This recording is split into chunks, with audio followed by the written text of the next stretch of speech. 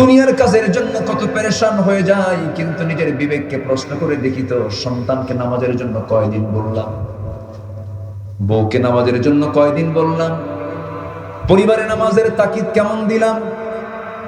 সন্তানগুলো নামাজ পড়ে না, সন্তানগুলো কাগলে ধরে বসে চোখের পানি ফেলে ফেলে বলবেন, আমার কলিজার টুকরা সন্তানরা, তোরা যেমন আমার সাথে আজকে এই দুনিয়াতে একই ছাদের নিচে তোরা সময়টা কাটায় দিলি, আমি তোদের সঙ্গে জান্নাতে একই ছাদের নিচে একসঙ্গে সময় কাটাতে চাই, একসঙ্গে জান্নাত যেতে চাই, নামাজটা পড়। আমার বন্ধুগণ, সবাই দায়ী, সবাই দাওয়াত দিতে হবে, সবাইকে দিনের কাজ করতে হবে। কোরআন শুধু আলেমদের জন্য নাজিল হয় নাই, কোরআন শুধু হাফেজদের জন্য নাজিল হয় নাই, কোরআন সবার জন্য নাজিল হয়েছে, হুদাল লিন্নাস ওয়া বাইয়িনাতিন মিনাল হুদা ওয়াল ফুরকান। আমার নবীজি নামাজের এত গুরুত্ব দিয়েছেন, রাসূল মারা যাবেন, আম্মা জান আয়েশার ঘরেই তার ইন্তেকাল হয়েছে। আম্মা জান আয়েশার ঘরে আমার নবীর স্ত্রী আম্মা জান আয়েশার উরুতে মাথা রেখে রাসূল শেষ নিঃশ্বাস ত্যাগ করেছেন। রাসূল যখন দুনিয়া থেকে বিদায় নেবেন, সেই সময় সর্বশেষ শব্দ চয়ন করেছেন, আয়েশা, আমার উম্মতের জন্য বড় পেরেশান রে আমি, আমার উম্মতকে বলে দিবা আমার উম্মতরা যেন অন্তত কখনো 5 ওয়াক্ত নামাজ না ছেড়ে দেয়। জোরে বলি সুবহানাল্লাহ। কয়েক তো নামাজ বলেন তো? 5 ওয়াক্ত নামাজ। আমার নবীজি উঠতে পারেন না, নবীজির প্রচন্ড মাথা ব্যথা, নবীজির প্রচন্ড জ্বর, মুখ চোখগুলো গরম হয়ে গেছে, লাল হয়ে গেছে, একবার কপাল গরম হচ্ছে, একবার ঘেমে যাচ্ছেন আমার রাসূল। ইতিমধ্যে সাইয়েদনা বেলাল যখন কাদা কাদা কণ্ঠে যখন আযান দিয়েছেন, আমার নবীজি একাকী দাঁড়ানোর চেষ্টা করছিলেন, কিন্তু দাঁড়াতে নিয়ে মাথা চক্কর মেরে পড়ে যাবেন, আম্মা জান আয়েশা তাকে ধরে ফেললেন, হুজুর আপনি তো পারছেন না। রাসূল বলছেন, আয়েশা রে, জামাতে নামাজ পড়ার সুযোগ বুঝে আমি আর পেলাম না, আফসোস করছেন জামাতে পড়লাম, মনে হয় আমি জামাতে নামাজ পড়তে পারবো না আয়েশা, আমি আর পারতেছি না। ওরে আয়েশা, আমার বন্ধু আবু বকরকে বলে দাও, আমার বন্ধু আবু বকর যেন আমার মুসল্লায় দাঁড়ায় জামাতের নামাজটা আদায় করে দেয়। এই কথা যখন জানিয়ে দেওয়া হলো সাহাবীদের মধ্যে কান্নার রোল পড়ে গেছে, আহারে রাসূলের পিছনে বুঝে আর নামাজ পড়তে পারবো না।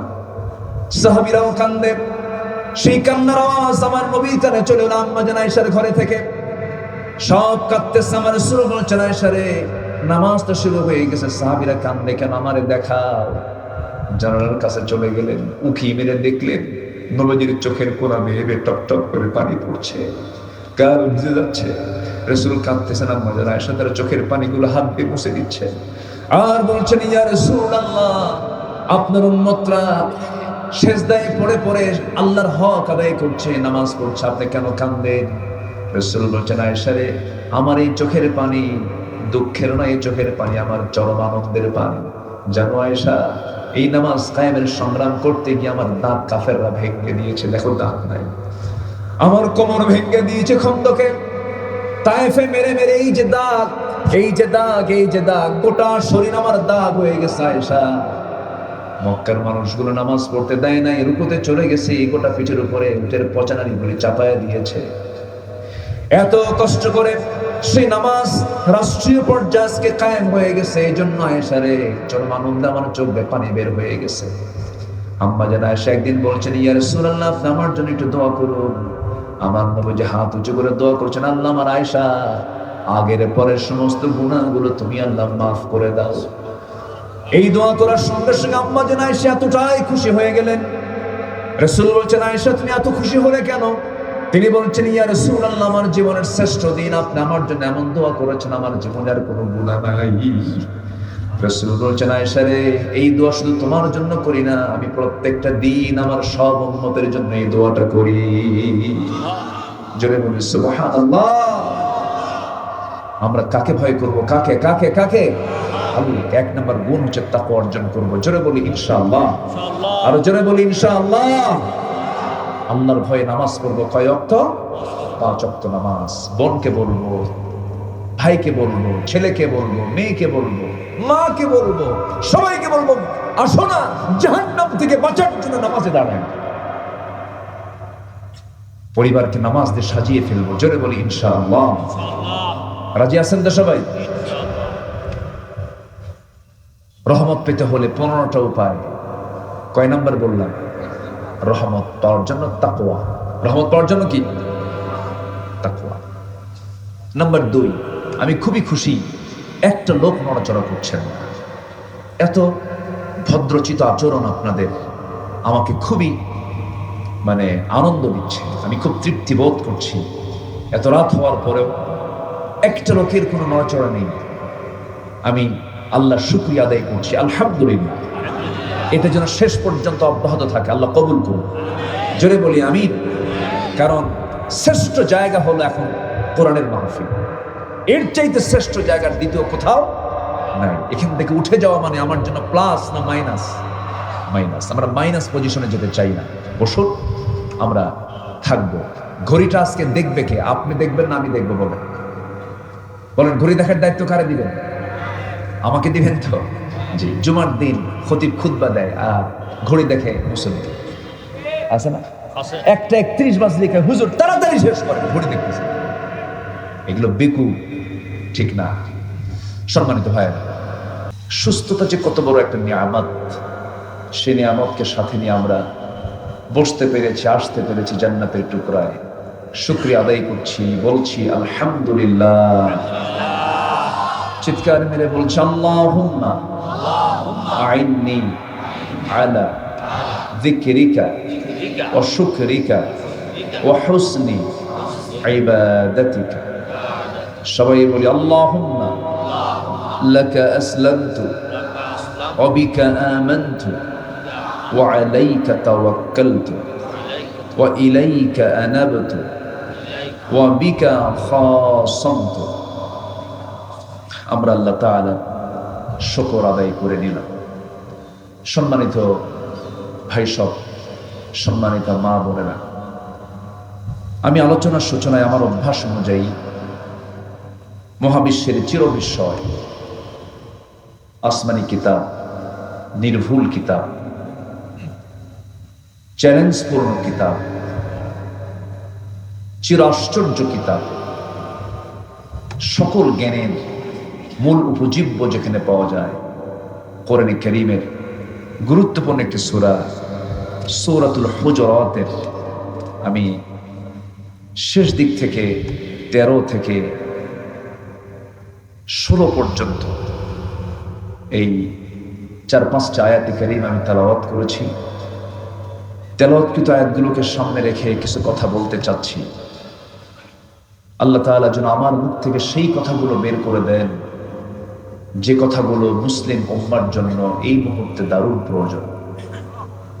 একটু জোরে বলি আল্লাহুম্মা আমিন। সম্মানিত ভাইয়েরা, আমার পূর্বে যিনি কথা বলেছেন অত্যন্ত তেজোদ্দীপ্ত,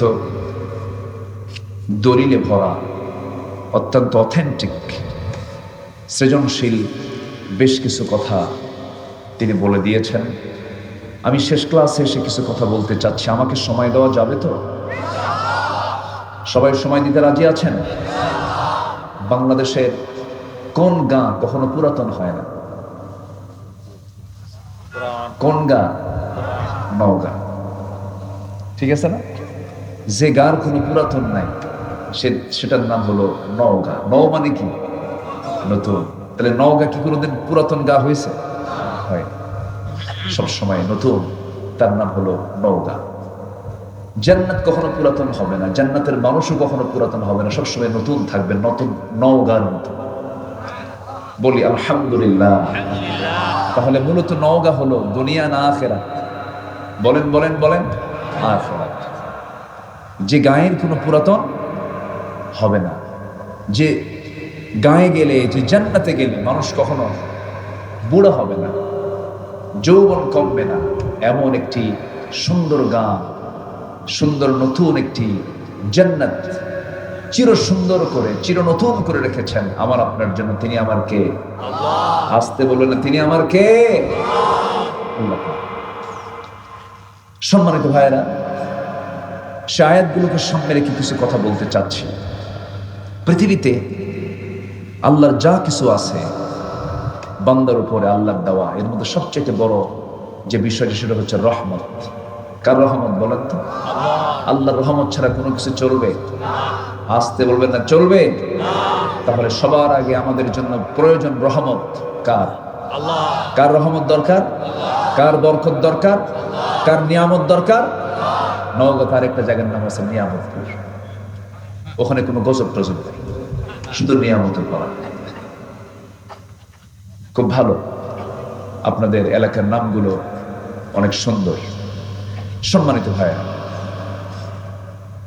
আল্লাহ রহমত প্রাপ্ত বান্দা আমরা যদি হতে চাই, তাহলে রহমত লাভ করার জন্য কিছু কাজ আমাকে আপনাকে করতে হবে। তাহলে রহমত দিয়ে ভরপুর করে দিবেন তিনি আমার কে? আল্লাহ। এক রাত তো আমি ভূমিকায় বেশি যাচ্ছি না, সোজা আমি আলোচনার দিকে যাচ্ছি। 15টা উপায়ে আমরা কোরআনকে সামনে রেখে যেটা বলতে চাচ্ছি, 15টা উপায়ে আল্লাহ রহমত লাভ করা সম্ভব। কয়টা উপায় বলেন তো? আবার বলেন, কয়টা? আমি কি একটাও বলেছি? আমি একটা একটা করে আজকে আমি আস্তে আস্তে করে, খুব বেশি সময় নেব না, হয়তো এটা শর্ট করে করে আমি 15টা বিষয়, 15টা উপায় আমি আজকে আপনাদের সামনে উপস্থাপন করবো। ওমা তৌফিকি ইল্লা বিল্লাহ আলাইহি তাওয়াক্কালতু ওয়া ইলাইহি উনীব।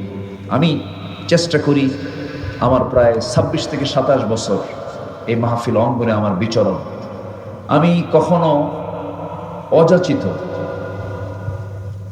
অতিরিক্ত, বেহুদা, বাজে কোনো শব্দ বা বাজে কোনো বাক্য, বাজে কোনো ওয়ার্ড আমি আমার আলোচনায় নিয়ে আসি না।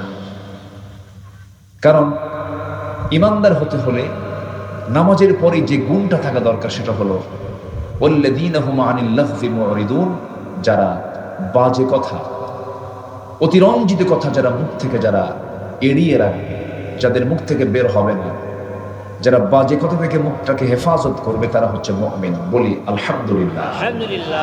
মানুষের গুনাহ হয়, যত অঙ্গ আছে মানুষের দেহের ভিতরে সবচেয়ে বেশি গুনাহ হয় দুটো অঙ্গ দিয়ে, একটা হলো জিহ্বা, আরেকটা হলো গোপনাঙ্গ। এই দুটো অঙ্গকে যদি কেউ নিয়ন্ত্রণ করতে পারে, জান্নাত তার হাতের মুঠোয়। জোরে বলে সুবহানাল্লাহ। মান আযমানু লি মা বাইনা লিহিয়াইহি ওয়া মা বাইনা রিজলাইহি আযমানু লাহুল জান্নাহ। আমার রাসূল বলেছেন, যে ব্যক্তি দুই চোয়ালের মধ্যস্থিত বস্তু জিহ্বা এবং দুই উরুর মধ্যস্থিত বস্তু গোপনাঙ্গের যে হেফাজত করতে পারবে, আমি রাসূল নিজে তার জন্য জান্নাতের জামিন হয়ে যাবে। তাহলে অযাচিত কোনো কথা মুখ থেকে যেন না বের হয়, অপ্রয়োজনীয় একটা ওয়ার্ডও যেন না বের হয়। এটা হচ্ছে ইমানের দাবি। কিসের দাবি বলেন তো? ইমানের দাবি। তো আমি চেষ্টা করি কোরআন থেকে হাদিস থেকে কিছু কথা বলার জন্য। ইদানিং বেশ কয়েক বছর যাবতীয় লক্ষ্য করছি, কিছু কিছু মাহফিলে কিছু কিছু আলোচক এত হাসানোর ঠেলায় পেটের চামড়া ব্যথা হয়ে যায়। আছে কি না? আসতে বলবেন না, আছে না নেই বলেন তো? মাহফিলটাকে তারা রঙ্গমঞ্চ বানিয়ে ফেলে। এটা ঠিক না, এটা উচিত না। কারণ এই জায়গায় থাকবে কান্না কম না কান্না বেশি? বলেন, কান্না কম না কান্না বেশি? এই দুনিয়াতে এসেছি আমরা মূলত হাসতে না কাঁদতে? আসল হাসবো কোথায় গিয়ে বলেন তো? আসল আনন্দ করব কোথায় গিয়ে বলেন? জান্নাত। সম্মানিত ভাইরা, আসুন আমরা আল্লাহর রহমতটা পাবো কেমনে একটু খুঁজে খুঁজে বের করি কোরআন থেকে। নাম্বার 1, আমরা তাকওয়া অবলম্বন করব, ভয় করব। জীবনে এক জায়গায় ভয় করব, সেটা হচ্ছে কে? আসতে তিনি কে বলেন তো? আল্লাহ রাব্বুল আলামিন। আল্লাহ রাব্বুল আলামিন বলেন সূরাতুল হুজুরাত আয়াত নাম্বার 13, মহান রাব্বুল আলামিন বলেন, ইয়া আইয়ুহান নাসু ইন্না খালাকনাকুম মিন যাকারিন ওয়া উনসা ওয়া জাআলনাকুম শুউবান ওয়া ক্বাবাইলা লিতাআরাফু ইন্না আকরামাকুম ইনদাল্লাহি আতকাকুম ইন্নাল্লাহা আলীমুন খাবীর। জয় বলুন আল্লাহু আকবার। হে মানব মণ্ডলী, আমি তোমাদেরকে সৃষ্টি করেছি এক নর এবং নারী থেকে, এক পুরুষ এক নারী থেকে সৃষ্টি করেছি, অর্থাৎ আদম এবং হাওয়া থেকে সৃষ্টি করেছি, এবং বিভিন্ন গোত্রে ভাগ করেছি, বিভিন্ন ভাষা দিয়েছি। যেন তোমরা একে অপরকে চিনতে পারো। চায়নায় চলে যাবে, চায়নার মানুষের চোখ নাক বলে দেবে এরা চায়না, এদের ভাষাও ভিন্ন। জাপান চলে যাবে, ভাষা ভিন্ন। ইন্ডিয়া চলে যাবে, ভাষা ভিন্ন। এই নগরের সব উপজেলার ভাষা কি একরকম নাকি বলেন? টানের কম বেশি আছে না নাই? পরশার মানুষ, পাতাড়ির মানুষ, ওই যে জবাইবিলের মানুষগুলো, নিয়ামতপুর ছাত্রার মানুষগুলো, আপনি চলে যান আড্ডার দিকে, আপনি চলে যান ওই নগরের শেষ অঞ্চলের দিকে, এই এলাকার সাথে ওই ভাষার মিল আছে নাকি? মিল আছে? ওরা সালাম দিতে পারে না, আসসালামু আলাইকুম, আসসালামু আলাইকুম, আগে সালায়ের করে দিলাম, পারেন, হয় না। একই জেলা কিন্তু আল্লাহ পাক ভাষাকে চেঞ্জ করে দিয়েছেন। কেন? যে ওই এলাকার মানুষ যখন আপনার এলাকায় আসবে তখন ভাববেন যে এটা তো ওই পাতাড়ি থেকে, আড্ডা থেকে আসছে। আল্লাহ পাক এটাকে পাসওয়ার্ড করে দিয়েছেন, আঞ্চলিক পাসওয়ার্ড, যেন চিনতে যেন ভুল না হয়। সম্মানিত ভাইয়া, এই যে মানুষের পরিচয় বহন করে, কেউ বলে আমি চৌধুরী, কি বলে, আছে না এরকম, আছে না?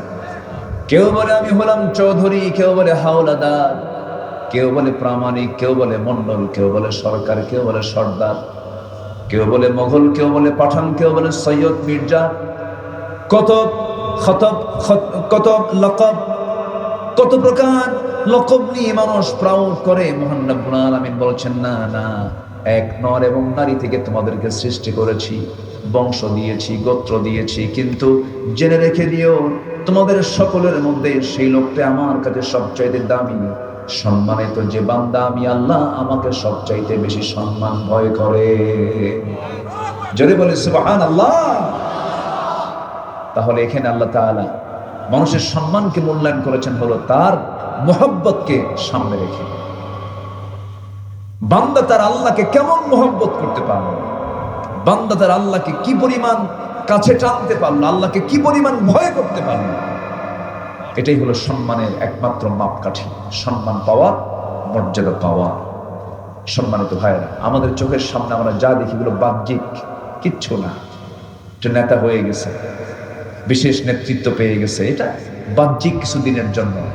দুনিয়াতে যাদের প্রভাব কম থাকবে, আখিরাতে তাদের প্রভাব বেশি থাকবে। আল্লাহু আকবার বলবেন না? দুনিয়াতে যারা ফকির থাকবে, আখিরাতের জিন্দেগিতে তাদের হিসাবটা বেশি হবে না কম হবে? কম। টাকা আছে, টাকা বেশি আছে, যার হিসাবও বেশি, তার টাকার সঙ্গে হজের সম্পর্ক, টাকার সঙ্গে যাকাতের সম্পর্ক। অতএব আল্লাহ আমাকে যা দিয়েছেন অথবা যা দেন নাই, দুঃখ আফসোসের কোনো কারণ নাই, বুক উঁচু করে বলতে হবে আলহামদুলিল্লাহ। আল্লাহর রহমত পেয়ে যাবো আমরা। সম্মানিত ভাইয়েরা, শুধুমাত্র মুসলিম পরিবারে জন্ম নিলেই কিন্তু মুসলমান হওয়া যায় না। ঈমান আলী নাম রাখলে ঈমানদার হওয়া যায় না। ঈমান আনতে হয়, ঈমান থাকতে হয়, ঠিক কিনা বলেন? আমার দেশে বহু লোকের নামই আছে ঈমান আলী, আছে না? ঈমান আলী, কিন্তু নামাজে পড়ে না, আছে কিনা? আছে। নাম হলো রমজান আলী, রমজান মাসে দুপুর বেলা ভাত খায়। নাম হলো আতর আলী, গোটা গায়ে গাজার গন্ধ। নাম কি রাখছে? আতর আলী। নাম হলো হিম্মত আলী, সাইকেলের চাকা বাস্ট হলেই শীত হয়ে পড়ে। নাম হলো বাদশা মিয়া, ভিক্ষা করে। কি করে? ভিক্ষা করে। নাম হলো খোকা মিয়া, বয়স 80 বছর, বুড়া মিয়া হয় না, খোকা মিয়াই থেকে যায়। নাম দিয়া বংশগত কৌলিন্য দেখিয়ে আল্লাহর সামনে কোনো মর্যাদা পাওয়ার কোনো সুযোগ নাই। আল্লাহর সামনে মর্যাদা পাওয়ার জন্য সেই ব্যক্তি মর্যাদা পাবে যে ব্যক্তি ঈমান আনতে পেরেছে, যে ব্যক্তি মুত্তাকি হতে পেরেছে। জোরে বলি সুবহানাল্লাহ। হয়তো এখন বলবেন হুজুর মুত্তাকি কাকে বলে? যার মধ্যে তাকওয়া আছে। মুত্তাকির গুণগুলো কি কি? মুত্তাকি কারা? এমন জবাব মনে হয় কোরআনে নাই। আসতে বলবেন না, আছে না নাই? কোরআন খুললেই এটার পরিচয় পাওয়া যায়। যারা পারেন ঠোঁট মিলিয়ে বলুন, হুদাল লিল মুত্তাকিনা আল্লাযীনা ইউমিনুনা বিল গায়বি ওয়া ইউকিমুনাস সালাতা ওয়া মিম্মা রাযাকনাহুম ইউনফিকুন। ينفقون والذين يؤمنون بما أنزل إليك وما أنزل من قبلك وبالآخرة هم يوقنون أولئك على هدى من ربهم وأولئك هم المفلحون جرب الله أكبر মুত্তাকি কারা যাদের মধ্যে পাঁচটা গুণ পাওয়া যাবে তারাই হলো মুত্তাকি পাঁচটা গুণ আছে যার সে হলো মুত্তাকি নাম্বার 1 হলো আল্লাহকে বিশ্বাস করতে হবে দেখে না না দেখে আসতে বলবেন না দেখে না না দেখে দুনিয়াতে দেখবো না কিন্তু দেখবো কোথায় গিয়ে বলেন জান্নাতে বলেন কোথায় গিয়ে দেখবো কোথায় গিয়ে দেখবো সবার কি জান্নাতে দেখার শখ আছে সবাইকে দেখতে চান নামাজ না পড়ে হ্যাঁ নামাজ পড়ে দেখতে হবে নামাজ না পড়ে কি দেখার সুযোগ আছে নামাজ পড়েই দেখতে হবে কিন্তু দুঃখ লাগে নামাজ আমার দেশের মুসলমান শতকরা 5 জন নামাজ পড়ে আর বাকি 95 জন নামাজ পড়ে না বেনামাজির নেতা আছে না নাই বলেন তো আচ্ছা বলেন তো আমার দেশে এমন কিছু নেতৃত্ব কি নাই যে নেতৃত্বে নামাজ লাগে না আছে কিনা বলেন আছে কিনা বলেন তাকে প্রমাণ করার জন্য শুধু আপনি মিলায় নেবেন অনেক দল কিন্তু জনসভার ডাক দেয় ধরেন নওজোয়ান মাঠে না জি আছে নাকি নওজোয়ান মাঠে জনসভার ডাক দিল জনসভা 11টায় সব কর্মীরা হাজির হলো জোহর গেল আসর গেল মাগরিব গেল খালি বক্তৃতার ঠেলায় খালি কাঁপতেছে সবকিছু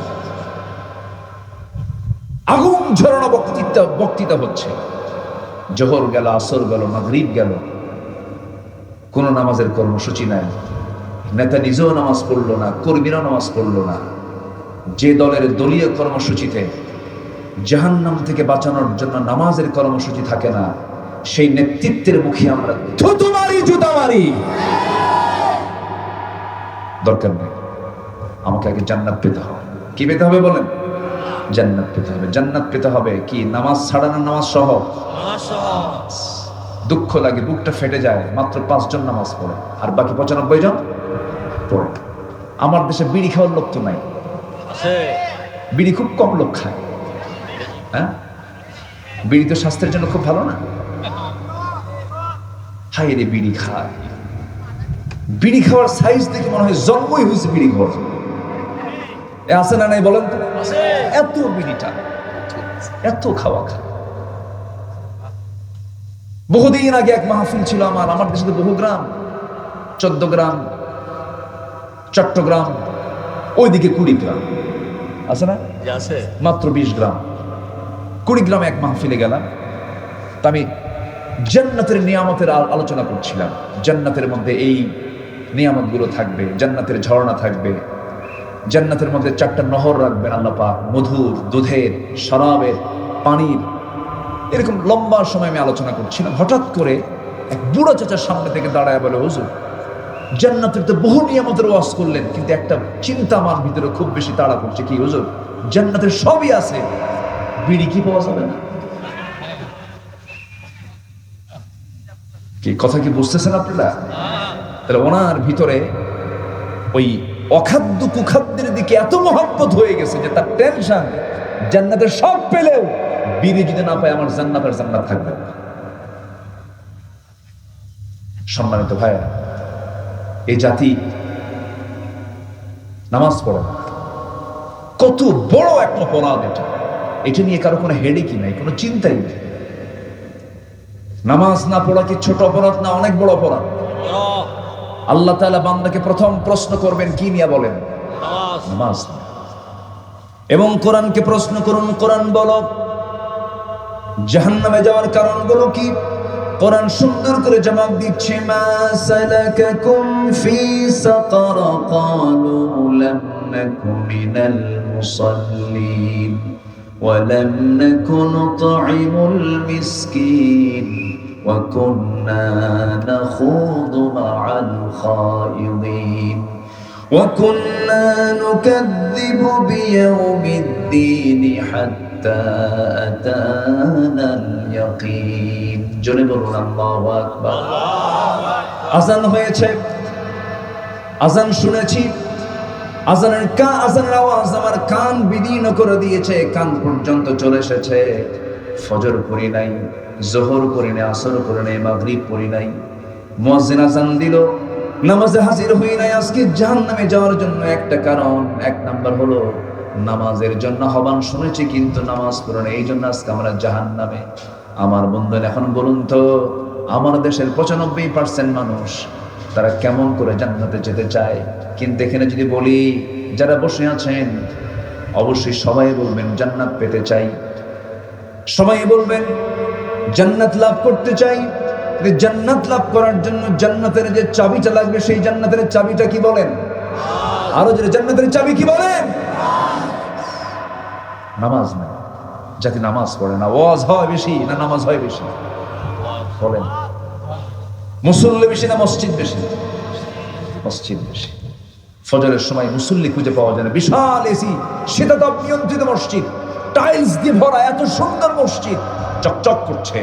ফজরের সময় মোট মুসল্লির সংখ্যা হলো 3 জন, ইমাম, মুয়াজ্জিন, খাদেম। চাকরি না থাকলে এই 3টা থাকে। বাস্তব বাস্তব। আর আমার নবীর মসজিদ ছিল পাকা না কাঁচা? বলেন বলেন, পাকা না কাঁচা? সেজদা দিলে পরে কপালে বালু লেগে যেত। কি আজান দিতেন বেলাল, আল্লাহু আকবার। এই তো কয়েকদিন আগে আল্লাহ পাক আমাকে মক্কা মদিনা যাওয়ার সুযোগ দিয়েছিলেন, গিয়েছিলাম। এখন তো 15-20 লক্ষ মুসলমান একসঙ্গে জামাত নামাজ পড়তে পারে মদিনায়, কিন্তু এই মদিনার মসজিদ এত বড় ছিল না। ছোট্ট একটা মসজিদ, 2টা ইতিমের কাছ থেকে রাসূল কিনে নিয়েছিলেন জায়গা। খেজুর পাতার ছাউনি আর খেজুর গাছের কাণ্ড দিয়ে রাসূল মসজিদ বানিয়েছিলেন। সেই মসজিদের খালি মুখে বেলালের আযানটা আল্লাহর আরশ আজিম পর্যন্ত পৌঁছে গেছে। ভাইরে, এত বড় নিয়ামত জান্নাত আমি নামাজ না পড়ি পাবো, এটা কেমন করে আশা করি আমরা? বলো, কেমন করে আশা করি? দুনিয়ার জিন্দেগিতেও তো যদি আপনি বিসিএস ক্যাডার হতে চান, কত পড়াশোনা করতে হয়, কত স্টাডি করতে হয়। দুনিয়ার জিন্দেগিতে একটা ব্যবসাকে প্রতিষ্ঠিত করার জন্য রাতকে রাত, দিনকে দিন পরিশ্রম করতে হয়, কত চিন্তা ফিকির, কত বুদ্ধি খাটাতে হয়। আর সর্বনিম্ন একটা জান্নাত, 10টা পৃথিবীর মতো একটা জান্নাত আল্লাহ পাক আপনাকে দিবেন নামাজ না পড়ে? কেমনে সম্ভব? তাহলে ঈমান মজবুত হবে নামাজ না পড়ে না নামাজ পড়ে? অনেকে কে হুজুর আগে ঈমান ঠিক করি, এরকম আছে না? বলেন তো, কাকে কি ঠিক করি? ঈমান ঠিক করি না, নামাজ পড়েই কি ঠিক হবে? ঈমান ঠিক হবে। সবাই কি নামাজ পড়তে রাজি আছেন? মনে হয় কষ্ট দিচ্ছে আপনাদেরকে। আমার নবীজির জীবনে কোনো নামাজ কাজা ছিল? অসুস্থ রাসূল, আল্লাহ পাক আমাকে এবার মদিনা মুনাওয়ারায় যে স্থানটিকে আমার রাসূল বলেছেন মা বাইনা বাইতি ওয়া মিনবারি রাউদাতুম মিন রিয়াদিল জান্নাহ, আমার ঘর এবং ওই মিম্বার যেখানে আমি খুতবা দেই, এই মাঝখানে যে জায়গাটা, এই জায়গা হলো জান্নাতের টুকরা। দুনিয়াতে একটা জান্নাতের টুকরা আছে না নাই বলেন তো? আছে। বলেছেন মুহাম্মদ সাল্লাল্লাহু, আল্লাহ পাক আমাকে এবার দীর্ঘ সময় ওখানে বসে থাকার তৌফিক দিয়েছেন। দীর্ঘ সময়, অনেক লং টাইম। এটা আমার দেশের কিছু প্রবাসী ভাইদের একটু চান্স দেওয়ার কারণে হয়েছে। আমার দেশের কিছু প্রবাসীরা ওখানে চাকরি করে। তো আমি যে দেখি একদম রাউদাতুম মিন রিয়াদিল জান্নাহর ভিতরে তারা দাঁড়ায় আছে, খেদমত করছে, পরিষ্কারের কাজ, নাজাফার কাজ করছে। আমাকে দেখি চিনছে, ওয়াজ শুনে, হুজুর আপনি আসছেন? তো বললাম যে এখানে বেশিক্ষণ থাকবো কেমন, এই ব্যবস্থা করো। বেশিক্ষণ থাকতে দেয় না, মানে ধারাবাহিকতায় বের হয়ে যেতে হয়। আমি রাত 3টার দিকে ঢুকলাম, আমি পেছন দিকে আমাকে বসায় দিল, বলে আপনি এখানে বসেন, একটু আস্তে আস্তে সামনের দিকে আগান, আজান হয়ে যাবে কিছুক্ষণ পর। এর মধ্যে প্রায় 20-30 মিনিট আমার দেশের এই প্রবাসীরা করলো কি, ওখানে যারা প্রশাসনিক দায়িত্ব পালন করছেন তাদের কাছে গিয়ে এমন পাম দিল আমার ব্যাপারে, বললো, স্যার এমন লোক আসছে আমার দেশ থেকে, বিশাল কিছু। আমি তো জানি আমি কি কোন কসু, আমি তো নগণ্য, আমি তো ছোট্ট গোলাম, তা আমার ব্যাপারে এত কিছু বলছে। সে প্রশাসনিক কর্মকর্তা আস্তে করে মুস্তে হাসি মেরে আমার সঙ্গে সালাম বিনিময় করে বলতেছে, আপনি প্রথম কাতারে বসে পড়ুন। তো প্রথম কাতারে আমার নবীর ঘরের দেওয়ালের সাথেই বসে গেলাম। রাসূল পাশে শুয়ে থাকা মুহাম্মদ সাল্লাল্লাহু তিনি কেঁদেছেন দুনিয়াতে আমার জন্য, কবরে শুয়ে শুয়েও কাঁদছেন। কাল হাসরে সবাই নফসি নফসি বলে ব্যস্ত হয়ে পড়বে, আর আমার রাসূল শুধু উম্মতি উম্মতি বলে ব্যস্ত হয়ে পড়বে। সেই নবীজি আমার পাশে শুয়ে থাকা, বারবার সালাম দিচ্ছে, আসসালাতু ওয়াসসালামু আলাইকা ইয়া রাসূলুল্লাহ। সেই নবীজি ওই কবরে যখন তিনি শায়িত হন, তার আগের নামাজও তার মিস হয়নি। সুবহানাল্লাহ বলবেন না? সুবহানাল্লাহ। নামাজে খুব যত্নশীল ছিলেন আমার রাসূল, খুব যত্নশীল, খুব যত্ন রাখতেন। সবার আগে খোঁজ নিতেন নামাজ হয়েছে কিনা। সন্তানকে স্কুলে যেতে বলি, শাসন করি, ব্যবসার জন্য কত তাড়া দিই, দুনিয়ার কাজের জন্য কত পেরেশান হয়ে যায়, কিন্তু নিজের বিবেককে প্রশ্ন করে দেখি তো, সন্তানকে নামাজের জন্য কয়দিন বললাম, বউকে নামাজের জন্য কয়দিন বললাম, পরিবারে নামাজের তাকিদ কেমন দিলাম। সন্তানগুলো নামাজ পড়ে না, সন্তানগুলোকে আগলে ধরে বসে চোখের পানি ফেলে ফেলে বলবেন, আমার কলিজার টুকরা সন্তানরা, তোরা যেমন আমার সাথে আজকে এই দুনিয়াতে একই ছাদের নিচে তোরা সময়টা কাটায় দিলি, আমি তোদের সঙ্গে জান্নাতে একই ছাদের নিচে একসঙ্গে সময় কাটাতে চাই, একসঙ্গে জান্নাত যেতে চাই, নামাজটা পড়। আমার বন্ধুগণ, সবাই দায়ী, সবাই দাওয়াত দিতে হবে, সবাইকে দিনের কাজ করতে হবে। কোরআন শুধু আলেমদের জন্য নাজিল হয় নাই, কোরআন শুধু হাফেজদের জন্য নাজিল হয় নাই, কোরআন সবার জন্য নাজিল হয়েছে, হুদাল লিন্নাস ওয়া বাইয়িনাতিন মিনাল হুদা ওয়াল ফুরকান। আমার নবীজি নামাজের এত গুরুত্ব দিয়েছেন, রাসূল মারা যাবেন, আম্মা জান আয়েশার ঘরেই তার ইন্তেকাল হয়েছে। আম্মা জান আয়েশার ঘরে আমার নবীর স্ত্রী আম্মা জান আয়েশার উরুতে মাথা রেখে রাসূল শেষ নিঃশ্বাস ত্যাগ করেছেন। রাসূল যখন দুনিয়া থেকে বিদায় নেবেন, সেই সময় সর্বশেষ শব্দ চয়ন করেছেন, আয়েশা আমার উম্মতের জন্য বড় পেরেশান রে আমি, আমার উম্মতকে বলে দিবা আমার উম্মতরা যেন অন্তত কখনো 5 ওয়াক্ত নামাজ না ছেড়ে দেয়। জোরে বলি সুবহানাল্লাহ। কয়েক তো নামাজ বলেন তো? 5 ওয়াক্ত নামাজ। আমার নবীজি উঠতে পারেন না, নবীজির প্রচন্ড মাথা ব্যথা, নবীজির প্রচন্ড জ্বর, মুখ চোখগুলো গরম হয়ে গেছে, লাল হয়ে গেছে, একবার কপাল গরম হচ্ছে, একবার ঘেমে যাচ্ছেন আমার রাসূল। ইতিমধ্যে সাইয়েদনা বেলাল যখন কাদা কাদা কণ্ঠে যখন আযান দিয়েছেন, আমার নবীজি একাকী দাঁড়ানোর চেষ্টা করছিলেন, কিন্তু দাঁড়াতে নিয়ে মাথা চক্কর মেরে পড়ে যাবেন। আম্মা জান আয়েশা তাকে ধরে ফেললেন, হুজুর আপনি তো পারছেন না। রাসূল বলছেন, আয়েশা রে, জামাতে নামাজ পড়ার সুযোগ বুঝে আমি আর পেলাম না। আফসোস করছেন, জামাতে বললাম, মনে হয় আমি জামাতে নামাজ পড়তে পারবো না আয়েশা, আমি আর পারতেছি না। ওরে আয়েশা, আমার বন্ধু আবু বকরকে বলে দাও, আমার বন্ধু আবু বকর যেন আমার মুসল্লায় দাঁড়ায় জামাতের নামাজটা আদায় করে দেয়। এই কথা যখন জানিয়ে দেওয়া হলো সাহাবীদের মধ্যে কান্নার রোল পড়ে গেছে। আহারে, রাসূলের পিছনে বুঝে আর নামাজ পড়তে পারবো না। সাহাবীরাও কান্দে, সেই কান্নার আওয়াজ আমার নবীর কানে চলে এলো আম্মা জান আয়েশার ঘরে থেকে। সব কাঁদতেছে, আমার রাসূল বলছেন, আয়েশা রে, নামাজটা শুরু হয়ে গেছে, সাহাবীরা কান্দে কেন, আমারে দেখাও। জানালার কাছে চলে গেলেন, উঁকি মেরে দেখলেন নবীজির চোখের কোণা বেয়ে টপ টপ করে পানি পড়ছে, গাল ভিজে যাচ্ছে। রাসূল কাঁদতেছেন, আম্মা জান আয়েশা তার চোখের পানিগুলো হাত দিয়ে মুছে দিচ্ছে, আর বলছেন, ইয়া রাসূলুল্লাহ, আপনার উম্মতরা সেজদায় পড়ে পড়ে আল্লাহর হক আদায় করছে, নামাজ পড়ছে, আপনি কেন কাঁদেন? রাসূল বলছেন, আয়েশা রে, আমার এই চোখের পানি দুঃখের নয়, এই চোখের পানি আমার চরম আনন্দের পানি। জানো আয়েশা, এই নামাজ কায়েমের সংগ্রাম করতে গিয়ে আমার দাঁত কাফেররা ভেঙে দিয়েছে, দেখো দাঁত নাই, আমার কোমর ভেঙে দিয়েছে খন্দকে, তায়েফে মেরে মেরে এই যে দাঁত, এই যে দাগ, এই যে দাগ, গোটা শরীর আমার দাগ হয়ে গেছে আয়েশা।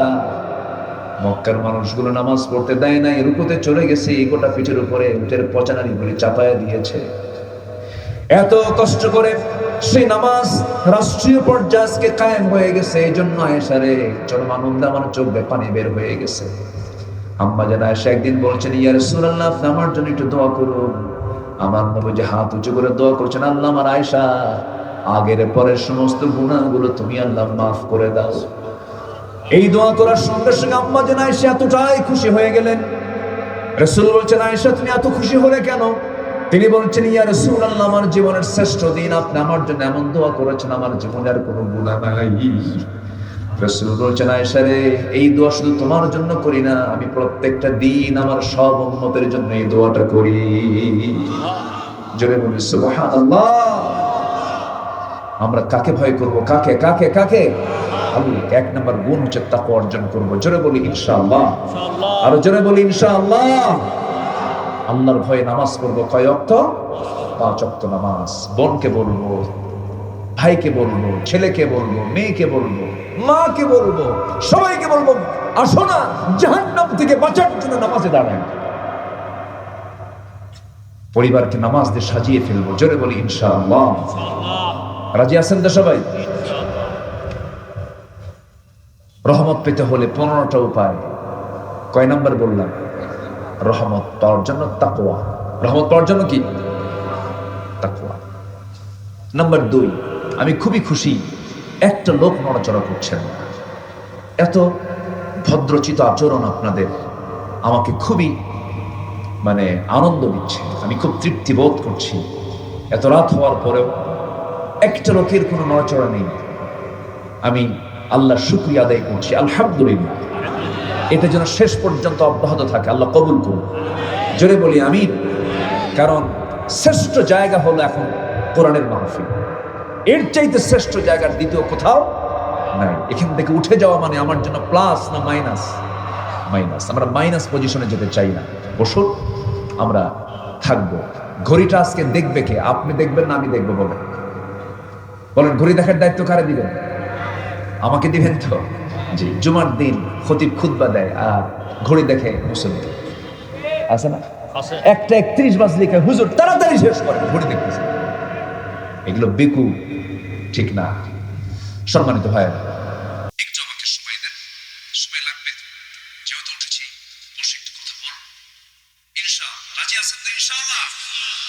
আপনি আমার কথাগুলো শুনছেন না, আমার প্রত্যেকটা শব্দ চয়ন, প্রত্যেকটা কথা আগামীকালকের ভিতরে কোটি কোটি মানুষের কাছে আমার এই আলোচনার মেসেজটা সব জায়গায় চলে যাবে। একটু বসুন। নাম্বার 2 হলো, রহমত পেতে হলে রাগ দরকার না ধৈর্য দরকার? বলেন, রাগ দরকার না ধৈর্য দরকার? ধৈর্য এমন একটা বৃক্ষের নাম, সে শুধু সুফল দিয়ে দেয়, ভালো রেজাল্ট দেয়, ভালো ফল দেয়। আর রাগ এমন এক অযোগ্যতা, রাগ আছে যার ধ্বংস। কয়েকদিন আগে এক মহিলা আমার ফোন দিয়ে বলে, হুজুর আমার স্বামী সকালেও তালাক দেয়, বিকেলেও তালাক দেয়, হুজুর আমি কি আসি না নাই? আমি কি জবাব দেবো বলেন তো? বলে, হুজুর আমার সকালেও তালাক দেয়, সন্ধ্যাও তালাক দেয়। এত রাগ, সব রাগ খাটাই হলো বউর উপরে, তালাক দিয়ে কি দিয়ে? এরকম বেকুব মার্কা লোক আছে না, যে স্বামীর মুখে বারবার তালাক শব্দ আসে, ওর পিছনের দিকে না যে পাশের যে ডাল থাকে ওর কি বলে এলাকা, সবগুলো এক জায়গায় করে কাঁচা তুলসি কি এলাকায় কয় কিনা, এটা দিয়ে একটু সাইজ করা। এই শব্দ কেন চয়ন করবে না? এটা তো মারাত্মক শব্দ। লাস্টে তো ঠিকই কান্দে, তালাক তালাক দিয়ে আবার পরে ফোন দেবে, রাগের মাথায় 100 তালাক দিচ্ছে। আর কি ফেরানোর সুযোগ আছে? কেন? হুজুর বাচ্চা কাচ্চা আছে, উপায় তো নাই। হুজুর একটু দেখেন তো, কোনো কিছু পেঁয়াজ পুষ লাগায় কিছু করা যায় নাকি? এ আছে না নাই? আছে না নাই? আচ্ছা, একটা মানুষকে জবাই করে মেরে ফেলছেন, আর কি তাজা করতে পারবে না? এগুলো করবেন কেন? এটা তো আইন, এটা আপনার মুখের একটা আইন। আপনি শব্দ বের করা মানে আপনি আইন প্রয়োগ করেছেন। এটাকে রদ করার কোন সুযোগ? অসংখ্য পরিবার স্বামী স্ত্রী পরিচয় বহন করে, অথচ তারা জেনা করছে, জেনা করছে, জেনা করছে। আছে না নাই? এগুলো কিসের ফসল? ধৈর্য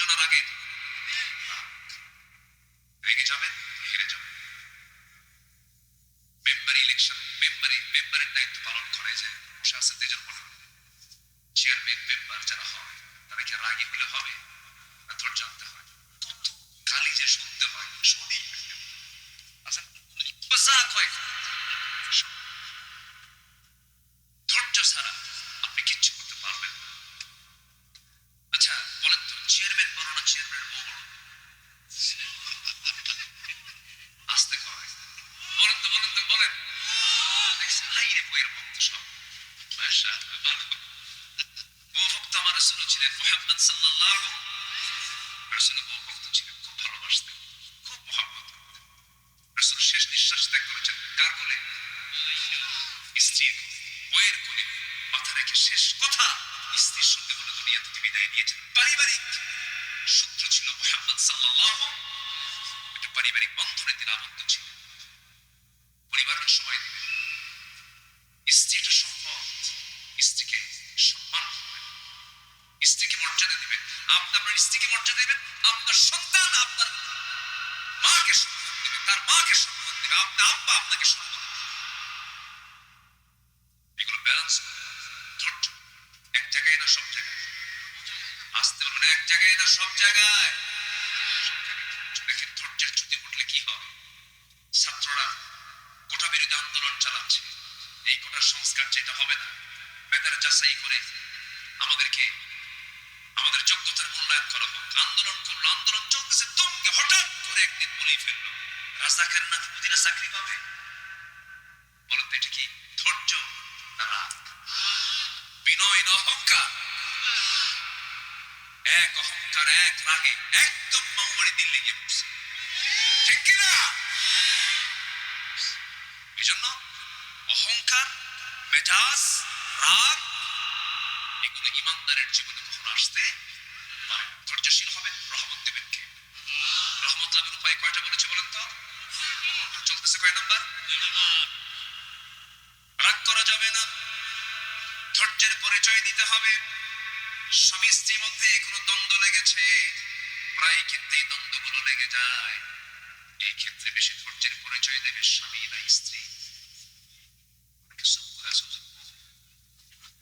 আপনি রাখবেন না বলেন তো স্বামী স্ত্রীর মধ্যে লিডারকে বউ না স্বামী ইমামকে বউ না স্বামী লিডার আপনি হবেন আমার ধৈর্য ধরবেন না আপনি এটা কেমন আপনাকে ধৈর্যশীল হতে হবে মেয়েদের মুখ থেকে হঠাৎ করে অবাঞ্ছিত কথা বের হয় মেজাজের ভারসাম্যহীন হয়ে যায় তারা অনেক সময় দেখবেন কিছু হলেই থাকো কি কোথায় কোথায় এটা কমন তাদের একটা বলি থাকে এটা রাগ করে এত কষ্ট করে সংসার করলাম এরকম বলে এটা মেয়েদের নেচার এটা মাথায় রাখতে হবে মেয়েদের সৃষ্টি করা হয়েছে সোজা হাত না বাঁকা হাত সোজা না বাঁকা খলিকাত মিন দিলাইন বাঁকা হাড়ে বানানো হয়েছে সোজা করতে যাওয়া ঠিক বলেছেন মুহাম্মদ সাল্লাল্লাহু আলাইহি ওয়াসাল্লাম একটু প্রশংসা করতে হয় মেয়েদের প্রশংসা করলে খুব খুশি হয় দিল মানলে খুব খুশি একটু প্রশংসা সূচক শব্দ প্রয়োগ করতে হয় বোঝাতে হয় পুরুষকে ধৈর্যের পরিচয় দিতে হবে স্ত্রীর চাইতে কম না বেশি আমার মায়েরা খুব বুঝে ভালো করে আমার বন্ধুগণ আল্লাহ রাব্বুল আলামিন বলেন ওয়াতিউ আল্লাহ ওয়া রাসূলাহু ওয়া লা তানাযাউ ফাতাফশালু ওয়া তাযহাবা রিহুকুম ওয়াসবিরু ইন্নাল্লাহা মা'আস সাবিরিন জোরে বলুন আল্লাহু আকবার আরো জোরে আল্লাহু আকবার আমার রাসূল রাগে ছিলেন না ধৈর্যশীল ছিলেন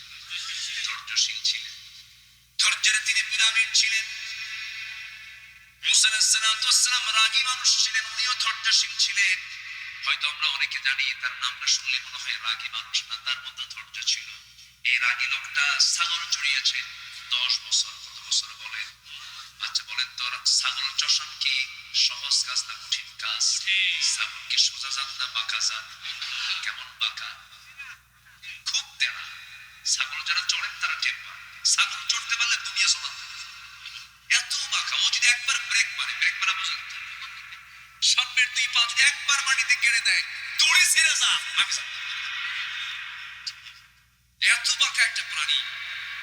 সেই পাখা পানি খেয়ে ছাগলকে চড়ালেন। সাইয়েদনা মূসা আলাইহিস সালাম 10 বছর, কত বছর বলেন? 10 বছর, শুধুমাত্র রাগ কমানোর জন্য। কি কমানোর জন্য বলেন? রাগ কমানোর জন্য। খুব রাগী লোক ছিলেন। এই মোবাইল আছে সাথে, মনে হয় আওয়াজ হচ্ছে। আমার বন্ধুগণ, একটু কান লাগাবেন, মনোযোগ দিয়ে শুনবেন। 10 বছরের ছাগল পালনের দায়িত্ব তিনি পেলেন। সর্বশেষ দিন ছাগলগুলো নিয়ে যখন মাঠ থেকে নিয়ে আসতেছিলেন, হঠাৎ করে ছাগল পাল থেকে একটা ছাগল একাকে একদিকে দৌড় মারা শুরু করে দিয়েছে। সেই সিটকে পড়া সেই ছাগলটা ধরার জন্য নবীও দৌড়াচ্ছে, ছাগলও দৌড়াচ্ছে। শেষ পর্যন্ত ছাগলকে ধরতে ধরতে তিনি হাঁপসে গেলেন, ঘরমাক্ত হয়ে গেলেন। ছাগলটাও ভেবে গেছে, এমন রাগ উঠছে। ছাগলটা ধরে দুই হাতে ধরে শূন্যে চড়েছেন। কি মারবেন? আসার মারবেন। খুব রাগ উঠছে, কিন্তু লক্ষ্য করে দেখেন ছাগলটা থরথর করে কাঁপে, চোখে মুখে ভয়, লোমকূপ দিয়ে ঘামগুলো টপ টপ করে পড়তেছে। তিনি মনে মনে চিন্তা করেন, আহারে বেচারা ছাগলের তোর তো কোনো জ্ঞানই নাই, তোর তো কোনো ইলম নাই, তোরে মেরে কি লাভ হবে? তার মধ্যে একটা ধৈর্য চলে আসলো, বোঝ চলে আসলো। ছাগলটার দুই হাত থেকে আস্তে করে ছেড়ে দিয়া বুকের সঙ্গে ছাগলকে জড়িয়ে রেখে তিনি আদর করলেন, স্নেহ দিলেন, রহমত করলেন, বরকত দিয়ে দিলেন, তার আদর করলেন।